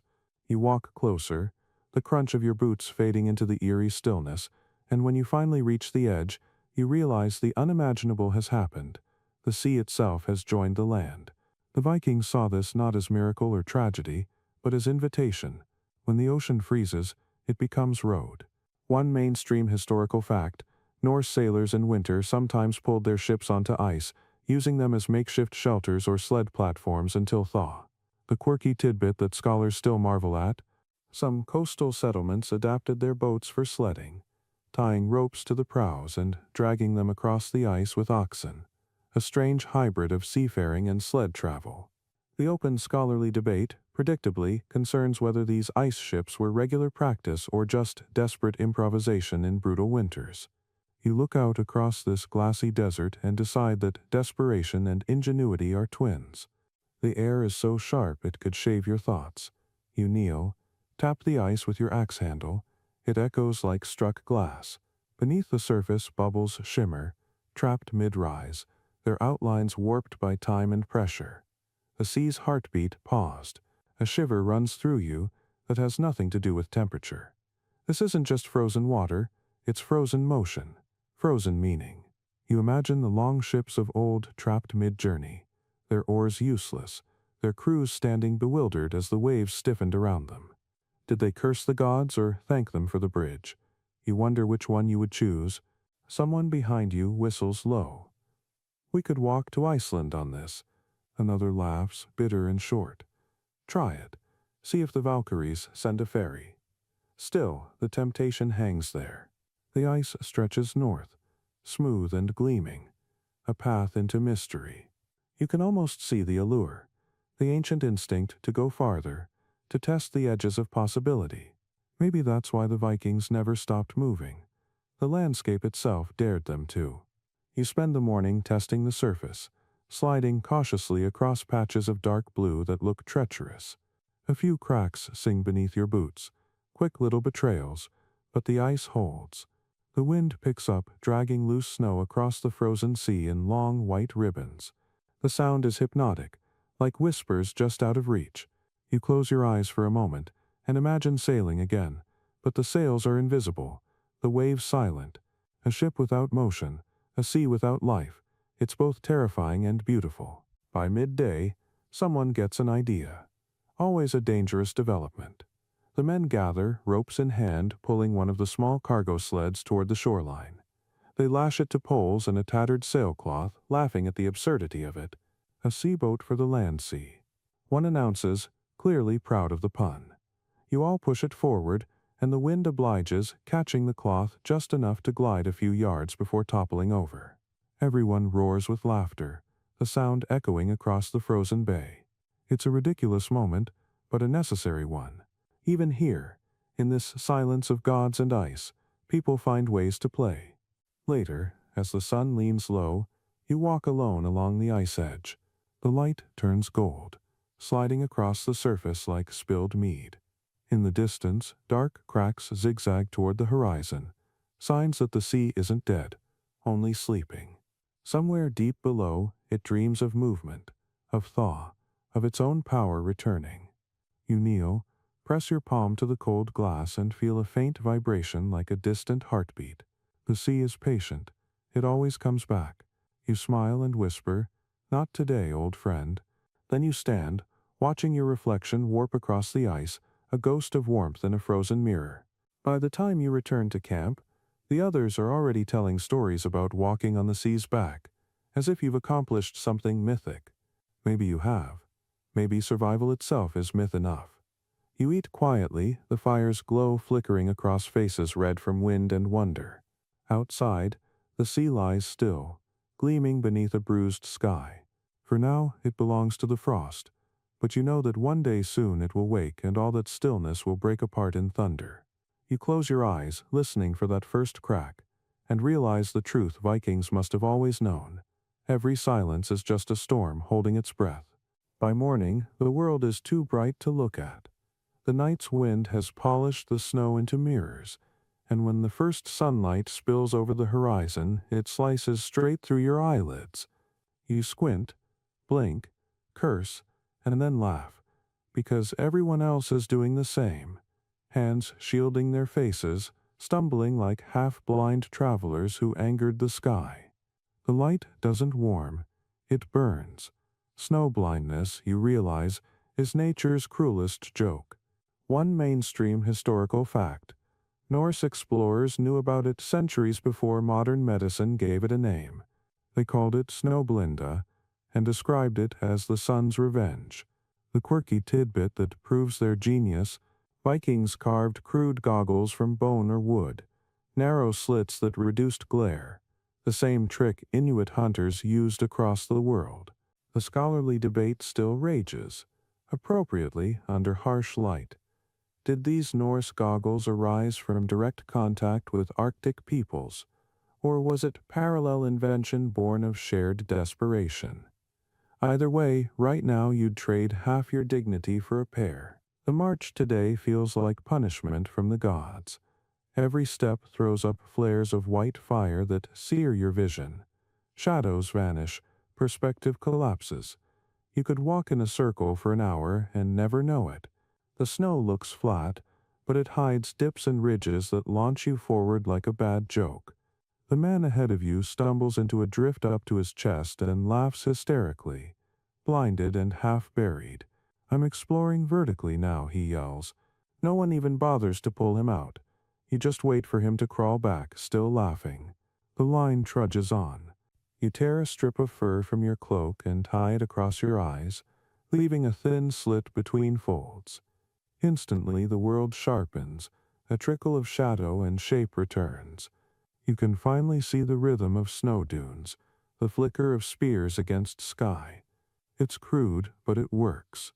You grin, proud of your invention, until someone points out that you look like an angry walrus trying to start a fashion trend. You bow dramatically, nearly tripping in the process. The laughter helps. It always does. By midday, the snow's glare has turned the landscape into a field of molten glass. You begin to understand why myths treated sunlight as a living thing. This is no gentle warmth. It's a predator. You remember reading that Viking sailors navigated by sunstones, crystals of calcite that refracted hidden light even in cloudy skies. Some scholars believe they used them on land too, tilting them to track the sun's invisible path when their eyes failed. You try to imagine holding one now, watching the rainbow flicker through it like a secret compass. Maybe that's why they saw magic everywhere. Because when survival depends on tricks of light, you start respecting every shimmer. Hours pass, and your head pounds. The air tastes metallic again, the way it does before storms. You realize your pupils must be constricted to pinpoints from all the glare. When you blink, ghost images dance across your vision, blue and green shapes that won't fade. The sky above is painfully pure, and for a moment, you think you see movement within the sunbeam itself, like threads weaving and unweaving, as if the light is alive.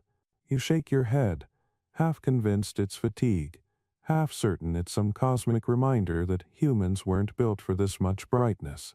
Finally, as evening drags its long blue cloak across the snow, the pain eases. The light softens, shadows return, and the landscape stops pretending to be divine. The fire in your eyes fades to a dull ache. The men sit in a loose circle, passing around a skin of mead, each of them squinting like owls in daylight. Someone mutters, "We walked through the sky today, and everyone nods, too tired to argue. You look at the horizon where the sun sinks behind a ridge, the last rays bleeding through frost haze. It's beautiful again, mercifully so. As night falls, you lie back in the snow, the warmth of exhaustion spreading through your limbs. Above you, the stars pulse faintly, and for the first time in days you can look at them without pain. Your vision still shimmers with faint ghosts of the day's brightness, as if a fragment of the sun followed you into darkness. You smile at that thought. Maybe it's not blindness at all. Maybe it's memory. The Vikings probably felt the same when they called it the sun's mark, a reminder that light, like courage, always leaves a scar. You close your eyes, still seeing faint halos behind your lids, and drift toward sleep knowing you've survived another lesson the North likes to teach. Even brilliance can burn, and even pain can illuminate dot. You wake to the sound of shouting, but it's not alarm or anger, it's bargaining. Somewhere outside the longhouse, voices rise and fall in that peculiar rhythm of commerce. Bold claims, dramatic sighs, exaggerated insults. You smile before even stepping out. Only Vikings, you think, could turn survival into a marketplace. When you push aside the fur curtain, the scene hits you like a fever dream. The frozen lake below has transformed overnight into a sprawling market. Dozens of tents and sleds dot the ice, bright scraps of cloth flapping in the pale sunlight. Smoke drifts from cook fires, dogs bark. Somewhere, a lute plays a tune so stubbornly cheerful it feels like defiance. One mainstream historical fact: winter trade fairs really did happen in the Norse world. Temporary towns built on frozen rivers where merchants from all over Scandinavia met to exchange goods. The quirky tidbit that always delights historians?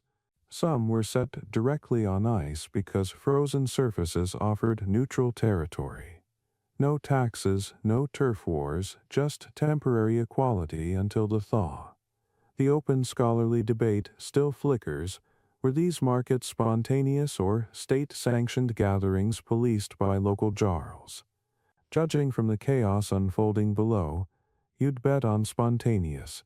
You join the flow of people moving toward the lake, boots crunching on packed snow, breath steaming in laughter. The cold still bites, but here it feels different.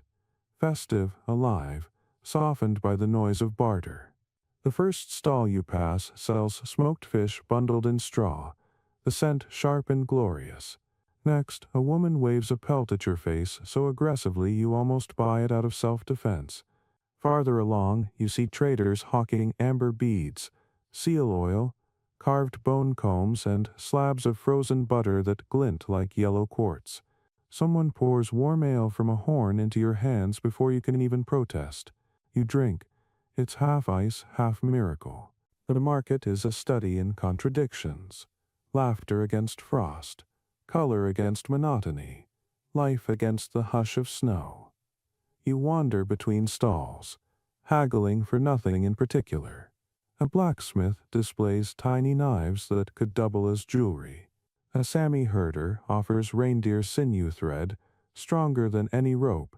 Beside him, a monk from the south mutters over parchment maps, eyes wide as if the whole place is witchcraft.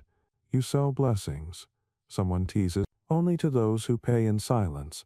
The monk replies dryly, which earns a rare northern chuckle. You trade an old iron buckle for a pouch of dried berries and feel absurdly proud. It's not the value, it's the transaction itself, the proof that exchange still exists when everything else freezes. Maybe that's what trade was really about for Vikings, not just wealth but reassurance, a reminder that connection survived the cold.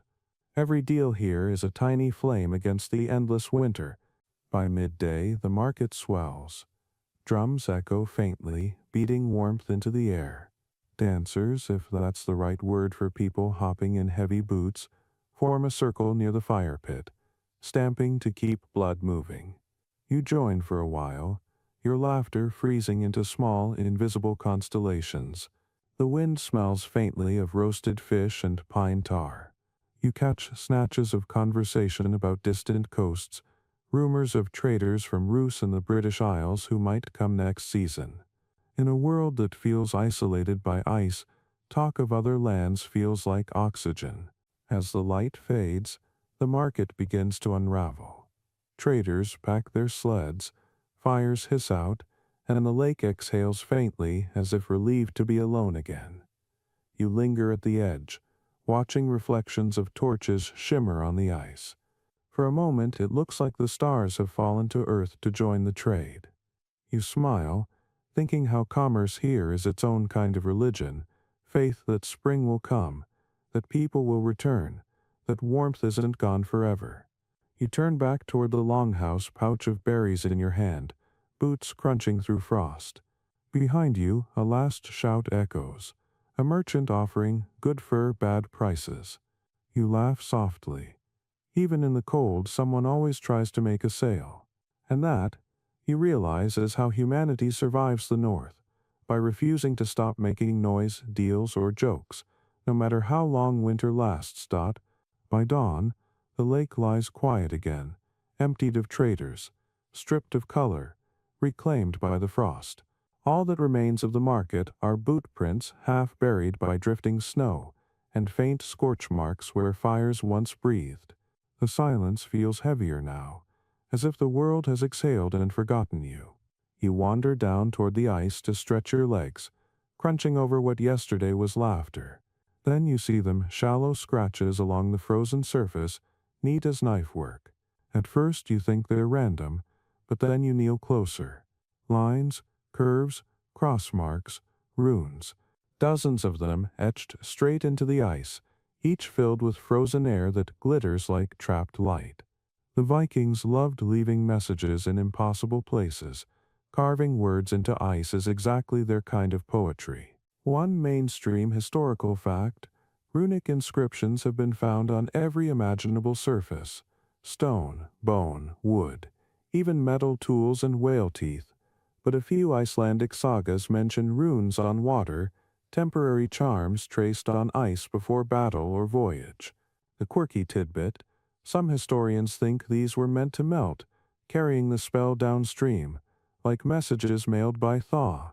The open scholarly debate, of course, is whether such fleeting inscriptions were genuine magic or just bravado with better marketing. You look at the faint, shimmering lines before you and decide both can be true. You trace a fingertip along one symbol, Rado. Rado, the rune of travel and journey. How fitting! It catches a glint of sunlight, then vanishes beneath your glove's shadow. Nearby, others form partial phrases. Vinder mun tala, the wind will speak. Another, Elder Sefri hjarta vatens, fire sleeps in the heart of water. You whisper them aloud, your breath fogging over the letters until they blur. Each line feels like a conversation with ghosts, frozen mid-sentence. Maybe that's all writing really is, an attempt to make thought endure a little longer than breath. The ice cracks softly beneath your weight, a warning and a whisper combined. You step back carefully, eyes still scanning the strange graffiti of the North. There's humor here too. Not all the runes are solemn. One cluster near the shore spells something like Guniod me an axe. Another simply reads too cold for gods. You laugh, half expecting the sky to take offense, but the clouds remain distant, pale and patient. You return to camp with snow clinging to your boots and frost gathering on your lashes. The others are still stirring, packing gear for another march. You tell them what you saw, and predictably no one believes you. Runes on ice, one scoffs. You must have eaten bad stew. You grin and shrug. Maybe, you say, but the ice can write faster than I can. That gets a few chuckles, and one man says he'll carve a message himself tonight, just in case the gods are still reading. By midday, the lake is behind you, and the path winds through a valley crusted with frost so thick it glows blue. The sky hangs low, gray as old pewter. You keep thinking about those letters, how fragile, how deliberate, words meant to vanish. The Vikings must have understood impermanence better than most. Their world demanded it. Ships sank, storms erased trails, fires consumed homes, but still they carved, still they wrote. Maybe that's the point to speak, knowing the silence will swallow it anyway. As dusk approaches, the wind picks up again, carrying faint voices that sound suspiciously like laughter. You pause, listening. The snowflakes sting your face, but you smile all the same.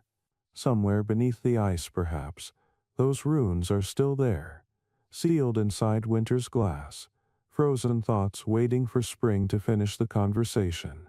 You whisper one last line into the dark, a mix of prayer and challenge. Remember us when you melt. The words vanish instantly, caught by wind and frost alike, but you know they landed somewhere, if not on ice, then on memory. And that, in the north, is close enough to eternity. By the next morning, even the wind has gone. The world holds its breath in a silence so dense it presses against your ears. No birds, no creaking trees, no crack of settling ice, just absence stretched to infinity. You step outside the half-buried longhouse, and the snow squeaks faintly underfoot, the only sound for miles. Every movement feels amplified, like you're walking inside a cathedral of frost. The others move slowly, speaking only in whispers, as if afraid to offend whatever sacred quiet rules this hour. The Vikings knew this silence well. Their sagas called it kald stilla, cold stillness, and they treated it with a kind of reverence. One mainstream historical fact: Norse poetry and myth often linked deep winter silence to Odin's wandering, when the Allfather left Asgard to roam unseen, gathering secrets from the world of men. The quirky tidbit tucked away in folklore: some farmers in medieval Iceland believed that if you shouted into such silence, Odin himself might answer back with thunder, offended at being disturbed. The open scholarly debate remains whether that was superstition or early weather forecasting, but as you stand here in this unbroken hush, you don't feel like testing the theory. The air tastes clean, sterile, ancient. Your breath hangs unmoving before your face, a small ghost reluctant to vanish. You start walking toward the ridge, drawn by curiosity or restlessness, it's hard to tell which. The snow under your boots sounds like paper tearing. Every step feels like writing something private into the landscape. Halfway up the slope, you stop and turn around. The camp has shrunk to a cluster of dark dots against white infinity. The sky and ground blur together, erasing perspective. You could be standing inside the world's blank page. Something strange happens when there's no sound left. You start to hear yourself more clearly. Not the thoughts exactly, but the rhythm beneath them. Your heartbeat, slow and steady. The soft rasp of fabric brushing against fur. Even the tiny pop of ice crystals shifting in your beard. You close your eyes and realize the silence isn't empty at all. It hums, a low, endless tone that seems to come from everywhere and nowhere. The Vikings must have known it too, the deep music of the world, older than any song, the hum of existence itself. You imagine them listening on nights like this, their fires dim, their gods quiet, and understanding something you've only just begun to feel, that solitude isn't the absence of life, but its purest form. You stay that way for a long while, standing on the ridge with your eyes closed, until a faint creak breaks the trance. It's the snow settling under its own weight, reminding you that even stillness moves eventually. You smile. The illusion of silence is fragile. Life is always whispering beneath it. You turn back toward camp, and the small noises resume. The sigh of leather, the crunch of your steps, a distant cough. The world exhales again. When you return, the others look up, relieved to see you. Someone asks, "Find anything up there?" You shake your head. "Just quiet," you answer. He nods knowingly, as though that's treasure enough. You sit by the rekindled fire. It's crackled jarringly loud now, and for a moment you miss the stillness. But you also understand why the Vikings feared it and revered it both. It's too honest. In that soundless white world, there's no noise left to hide behind. No stories, no gods. Just you, your breath, and the reminder that survival means breaking silence, one heartbeat at a time. The snow starts to fall again. Softly this time, like memory returning. Fat flakes drift through the gray sky and settle on the ridgeline where the land rises in strange mounds. You almost walk past them before noticing the pattern. Too symmetrical to be natural, too deliberate to be mere hills. You brush away the fresh snow and find stone. Then another, and another. The realization hits slow and cold. You're standing in a burial field. Long, low graves stretching into the distance, marked by stones etched with half-faded runes. The Vikings buried their dead this way, under mounds shaped like ships, their souls set adrift beneath earth instead of water. One mainstream historical fact. Archaeologists have found such boat-shaped graves from Norway to Iceland, often filled with weapons, tools, and even sacrificed animals to accompany the traveler beyond. The quirky tidbit that tends to surprise modern readers, some of those tombs were reopened years later by the same families, not for looting but to add another body, layering generations like pages of a saga. The open scholarly debate is whether this was reverence or practicality. The lines between love and logistics blur easily in cold soil. You kneel beside the nearest stone, brushing frost from its surface. The carvings are shallow, worn by centuries of weather, but you can still make out fragments. Eiríkur slept here beneath bright stars. May the sea carry him home. The letters are crude yet intimate. Less monument, more whisper. You wonder who carved them, what hands trembled in this same spot, what grief kept them from letting the chisel go. The air feels heavier here. Not hostile, just watchful. Every gust of wind sounds like voices half buried beneath snow. The others arrive slowly, their laughter fading as they take in the scene. One man mutters a prayer, another removes his helm. The leader crouches, touches the mound's crest, and murmurs something in Old Norse words you don't quite know but understand anyway. It's the tone of respect, that soft concession mortals make to time. You all stand there for a long while, breath clouding, heads bowed. It's strange how quiet reverence feels warmer than fire. When you finally light torches, the flames cast golden halos across the snow. The graves glow in the reflection, ship-shaped silhouettes sailing through the dark. For a moment, the whole field looks alive. Hundreds of tiny suns burning briefly against the frozen night. You tell yourself it's just the flicker of light, but something deep in your chest insists otherwise. Maybe legends are born exactly this way. A small spark, a group of weary travelers, and a silence big enough to echo. Someone begins to hum. A low tune, slow and mournful. You recognize the rhythm from home, though you can't name it. The sound rolls over the mounds like fog, and the air seems to listen. The Vikings sang to their dead not because they expected an answer, but because silence deserved company.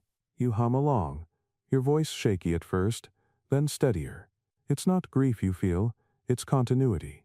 The understanding that you're part of the same long march, living or not, all of you heading north toward stories that refuse to end.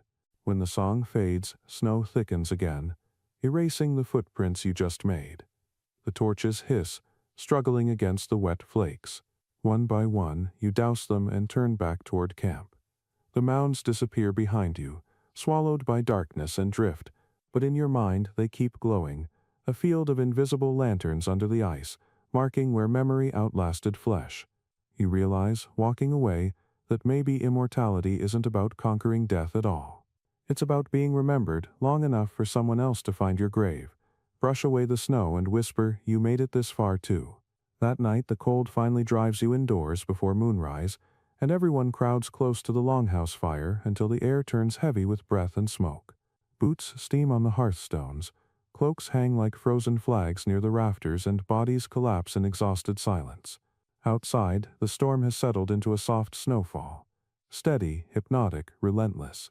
Inside, you bury yourself beneath furs that smell faintly of smoke and animal musk, and the warmth makes your eyelids heavier than iron. Sleep arrives not gently, but like a trapdoor opening beneath you. You don't dream immediately. First, you remember. The crack of frozen steel, the hum of the aurora, the wolf calls that stitched themselves into the night. Then the memories twist, melt, and become something else entirely. Familiar yet strange, the way the Vikings must have felt when their dreams tried to outsaga the sagas themselves. One mainstream historical fact. Viking cultures believed dreams were doorways between worlds, messages from ancestors, omens from gods, or rehearsals for battles yet to come. The quirky tidbit buried in old Icelandic texts, some dreamers claimed to walk out of their bodies during long winter nights, wandering invisible through snow and smoke to spy on their own futures. The open scholarly debate that keeps historians polite but divided, were these dream walks pure myth, or records of vivid sleep paralysis mixed with folklore? You, half asleep beneath your mountain of furs, feel like a test subject in both categories. At first, the dream is kind. You stand in a field of green, the idea of summer, not its reality, grass bending under a warm wind that smells like salt and honey. In the distance you see ships gliding over waves, sails bright as banners, their hulls carved with beasts that look alive. You feel the pull to follow, but when you step forward, your boots sink into snow. The grass vanishes, the sea hardens, and you're back in the cold. Except now the aurora hangs close enough to touch. It ripples like fabric, threads of green and violet winding down around you, whispering in voices too old for language. Somewhere, far behind those lights, something vast inhales. The air itself seems to bend toward it. You think you hear your name, not spoken but remembered. You wake halfway, heart pounding, but the longhouse is still, only the creak of wood, the sigh of sleepers, the slow pulse of embers. You roll over and close your eyes again, hoping for gentler visions. This time, you're sitting at a feast. Long tables stretch endlessly into shadow, and every face is someone you've known or will know. Friends, rivals, strangers with eyes that mirror your own. The mead horns never empty. The laughter is low, slow, contagious. Then, across the table, a man you can't place raises a cup and says in a voice that shakes the rafters, "You've walked far enough, rest isn't failure." When you blink, he's gone, replaced by nothing but the sound of snow tapping the roof. Outside, a gust of wind slides down the chimney and flutters the coals into brief brightness. The glow paints the room gold for an instant, and you notice how even in sleep everyone seems to share the same rhythm, chests rising and falling together, a soft communal tide. Maybe that's what the Vikings understood better than most. Survival isn't just the body's persistence, it's the soul learning how to dream in unison. Sometime before dawn, you drift again into that half place between waking and legend. The snow outside murmurs like waves. You think of ancestors buried under drifts, their memories traveling through frost into your bones. A whisper, maybe your own mind, maybe something older, says, "Every story sleeps, but none stay asleep forever." You smile in your dream, and let the darkness wrap around you like another fur.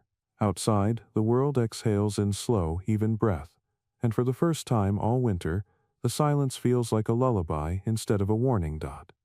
Morning comes with a sound no one recognizes at first, a low groan, drawn out and alive like the world yawning after a long sleep. You sit up, listening. The air itself vibrates. Then another crack, sharp, echoing, and followed by a noise that sounds suspiciously like thunder crawling up from underground. Someone shouts from outside. You push past the fur curtain, eyes squinting against the pale light, and the sight steals your breath. The frozen sea is moving. Long, jagged seams split the horizon, spider webs of blue-black water opening where there was once unbroken white. The ice shifts in slow motion, plates rising and falling with eerie grace. It's like watching a god wake from a 1,000-year nap. The others rush out, speechless. For months you've lived in stillness, in a world frozen mid-breath. And now, the thaw. You can smell it, the sharp metallic tang of brine and freedom. Steam rises faintly where the cracks widen, and you realize how fragile it all was, how close the frost came to convincing you it would last forever. One mainstream historical fact. Vikings timed their spring voyages by this exact moment, when coastal ice broke and the sea loosened its jaws. The quirky tidbit, some captains kept small wooden carvings, miniature ships that they freed into meltwater as symbolic test voyages before launching their real ones. The open scholarly debate is whether this was ritual, superstition, or just a clever way to predict whether the season's trade routes would hold. Watching the frozen world split beneath your boots, you suspect it was all three. The ice moans again. Deeper this time. A section near the bay edge tilts violently, sending a plume of spray into the air. You stumble back, heart hammering, and realize the noise isn't just cracks, it's music. Every fracture rings with a pitch. Every shifting slab adds a note. The whole sea has become a massive instrument, playing the song of its own rebirth. You laugh, half terror, half awe. Around you, the crew begins to move instinctively, gathering gear, shouting over the chaos. After so much stillness, motion feels like an addiction. By midday, the world transforms. Water glimmers between ice sheets, glittering under a sun you'd almost forgotten existed. The color alone feels scandalous, a blue so deep it looks infinite. You kneel by the edge and dip your hand in the cold bites, but beneath it there's life, real movement. Tiny waves lap against your fingers, carrying the faintest smell of kelp and salt. You close your eyes and listen to that gentle slap of water, remembering the first day you landed on these shores, when the world seemed determined to kill you. Somehow it didn't. Somehow you learned its rhythm instead. As the thaw spreads, the men work to drag the sled boats closer to open water. The sound of axes chopping ice fills the air, rhythmic and triumphant. Each blow sends fragments flying like diamonds. You join in, laughing when the spray hits your face. Feels good to break something that deserves it. Someone yells, and you can't disagree. Soon channels appear, narrow at first, then widening, the sea reclaiming itself inch by inch. The wind shifts, warmer, carrying a whisper of salt and gull cries. The sky opens to a brighter gray, hinting at real daylight for the first time in months. That night, as you sit by the fire watching water seep and sparkle in the distance, the sound of breaking ice continues, slower now, like a heartbeat winding down. You think about everything the frost took, time, feeling, pieces of you, and what it gave back: endurance, clarity, perspective. The Vikings must have known this paradox intimately, that to live through a frozen world is to let part of yourself thaw only when it's safe. When the final crack echoes through the valley, long and distant like the closing of a door, the camp falls silent. Everyone stares toward the horizon where dark water stretches wide and free. The sea is awake again. You breathe deep, the air tinged with salt, and whisper to no one in particular, "We made it." The water answers with a faint hiss as a wave collapses against the shore, the first in months. It sounds like applause, or perhaps forgiveness. Either way, you take it by the next dawn. The thaw has advanced like an idea you can't take back. Rivers roar beneath their thin crusts, the sea glints dark blue at the horizon, and the snow that once muffled everything now weeps itself into mud. The air tastes of metal and salt and memory. Steam curls from the ground as though the earth itself is exhaling centuries of silence. You watch it happen, the undoing of winter, the world slowly remembering its own motion. The Vikings must have seen this same transformation each year, ice surrendering, colors returning, and the sudden unsettling noise of life starting up again. One mainstream historical fact: Norse farmers measured the year not by calendars but by thaws. The breaking of rivers marked the beginning of their true new year. The quirky tidbit that fits perfectly here: some chroniclers wrote that the first melt was considered holy water, collected and poured onto ships, fields, or even newborns to wake them for spring. The open scholarly debate still ripples like meltwater. Was this act ritual or simply relief masquerading as religion? You stand at the edge of a stream, bursting from under ice, and decide it was both a prayer disguised as practicality. The camp comes alive in a kind of confused joy. Men run to wash faces in icy water, laughing at the shock. Others strip heavy furs from their shoulders, daring the new wind to challenge their optimism. You do the same, just for a moment, and the air burns your skin in a different way. Sharp but alive, like biting into lightning. The landscape steams. The scent of thawed pine drifts through the valley. You can hear it everywhere now, dripping, cracking, gurgling. An orchestra of endings. Later, as you pack, you look back toward the fields of ice still breaking apart offshore. Each fragment gleams, spins, collides, and drifts away. A slow-motion battle between warmth and memory.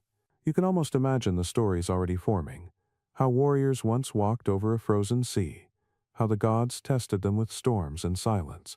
How the ice finally let them go. It's strange how quickly hardship turns into myth the moment it ends. Maybe that's what survival really is. A story you keep retelling until it sounds noble. By midday, you and the others begin the march inland, following rivers now swollen and loud. The ground gives underfoot, sucking at boots, but even mud feels merciful after months of glassy frost. The sky breaks open, streaked with sunlight like a wound that won't close. You stop often, not because you're tired, but because everything looks unreal. The shimmer of wet stone, the sudden appearance of birds darting over puddles, the sound of trickling water that seems louder than thunder after so much silence. That night, when the fire burns low and the stars shimmer faintly through mist, you feel a different kind of stillness. Not the deadly quiet of deep winter, but the pause that comes after endurance. The body waiting for the soul to catch up. You think of how the sagas will describe this season. The ice that sang, the wolves that called, the travelers who crossed a frozen world and lived to hear it break. You smile in the dark, realizing that even now, the frost still holds a small part of you somewhere inside it, like a rune carved into water. The world has melted, but its echoes linger. The hiss of ice surrendering, the taste of salt wind on thawed air, the faint hum beneath the earth as roots remember warmth. Tomorrow you'll move on, following the rivers toward green things again. But tonight, lying beside the last campfire of the snowbound world, you whisper into the thaw, "We were here." The ground answers with a single drip of water, steady and patient, as if writing the next story already dotted. By the time another week passes, the land begins to blush again. Patches of moss push through the old snow like stubborn memories, gray rock darkens with meltwater, and the first green shoots brave the edges of streams. You stand on a rise watching it happen, almost dizzy from the unfamiliar brightness. After so long inside white and shadow, color feels like noise, soft but overwhelming. The Vikings had a word for this feeling, vorblot, the offering of spring. It wasn't just a festival, it was an exhalation, a thank you whispered to the world for remembering how to live. One mainstream historical fact: the Norse marked spring with communal feasts, sacrificing the last of their stored winter animals and sharing whatever beer or mead survived. The quirky tidbit that rarely makes the museum plaques: many also buried a piece of broken gear from the winter, an axe head, a sled runner, as tribute to the season that tested them. The open scholarly debate, still bubbling like a pot on the hearth, is whether that act was purely symbolic or a practical excuse to start fresh with new tools. You suspect it was both. You spend the morning helping build a small cairn above the campsite. Everyone contributes something: a cracked knife, a burnt cooking pot, a splinter of wood from the old fire sled. You add a strip of fur from your first torn cloak. When the pile is done, it looks like nothing and everything, a monument to all the small indignities that became endurance. The leader raises a horn of mead and pours half onto the stones, the rest down his throat. "To the frost that didn't finish us," he says. Everyone echoes the toast, voices bright with the reckless joy of people who have survived something bigger than themselves. The day warms enough that you remove your gloves and let sunlight touch your bare hands. The sensation startles you. You had forgotten that light can be gentle, that warmth can feel earned instead of stolen. Around you, others shed layers, boots unbuckling, laughter spreading like wildfire. Someone starts singing a nonsense tune about goats and gods. You join in off-key because why not? The air smells of wet earth, of beginnings. By evening, the valley glows gold.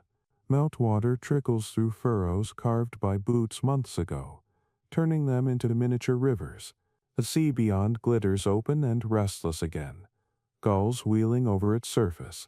You sit beside the fire one last time, watching steam lift from the thawing ground, and think of everything this winter took: time, warmth, pieces of pride, and what it gave back: clarity, resilience, a stubborn kind of gratitude. Before sleep, you walk to the cairn and press your palm to its damp stones. "We were the color in the snow," you whisper. The wind carries your breath away, but the words stay behind, humming faintly in the meltwater. Tomorrow, The journey will continue south toward green fields and stories waiting to be exaggerated around new fires. Tonight, you stay exactly where you are, surrounded by the quiet applause of dripping trees, the scent of thawed soil, and the knowledge that even the harshest winter can't hold the world forever. The stars return one by one, no longer icy but soft and golden, and you realize with a slow, certain peace that the north has stopped testing you. It's begun forgiving you instead. The morning comes slow, soft, and silver. The air no longer bites, it sighs. Mist curls over the half-melted snow like breath returning to a sleeping giant, and the world seems to hum quietly to itself content. You sit up beside the dying fire, feeling warmth instead of pain in your fingers for the first time in months. The frost on your boots has turned to dew. Somewhere nearby, a stream chatters beneath a skin of ice, as if impatient to tell the next story. Around you, the others stir, stretching, blinking into the gentle light that spills through the valley. No one rushes. For once, there's no reason to. The march is over. The season has surrendered. And so have you. Gratefully. Breakfast is laughter more than food, stories more than plans. Someone points at the horizon where the sun finally feels like the sun again, gold instead of white. Another man hums a tune too slow to be joyful, but too content to be sad. The long silence of winter has been broken, but not by noise, by calm. You sip warm mead from a horn, tasting both smoke and honey, and think of everything you've carried. Frostbite, hunger, fear, awe, friendship, the stubborn rhythm of footsteps in snow. The world has thawed, and somehow so have you. You walk down to the shoreline where the sea has regained its voice. Small waves lap gently at the ice remnants, tugging them apart like pages of an old book. The sound is hypnotic. Hush, crash, hush. A lullaby older than language. You crouch to touch the water. Its chill now tolerable, almost kind. The reflection that looks back at you is thinner, older, maybe wiser. The Vikings used to say that every journey changes your face because it teaches your bones something your words can't describe. You finally understand what that means. Behind you, the camp is being packed, but without urgency. No one shouts. The wind carries soft laughter and the creak of wood. Every motion feels deliberate, ceremonial, as though everyone knows this is the last act before rest. You turn one last time to look north, the endless expanse of white-blue memory, and nod, quietly thanking it for being both adversary and teacher.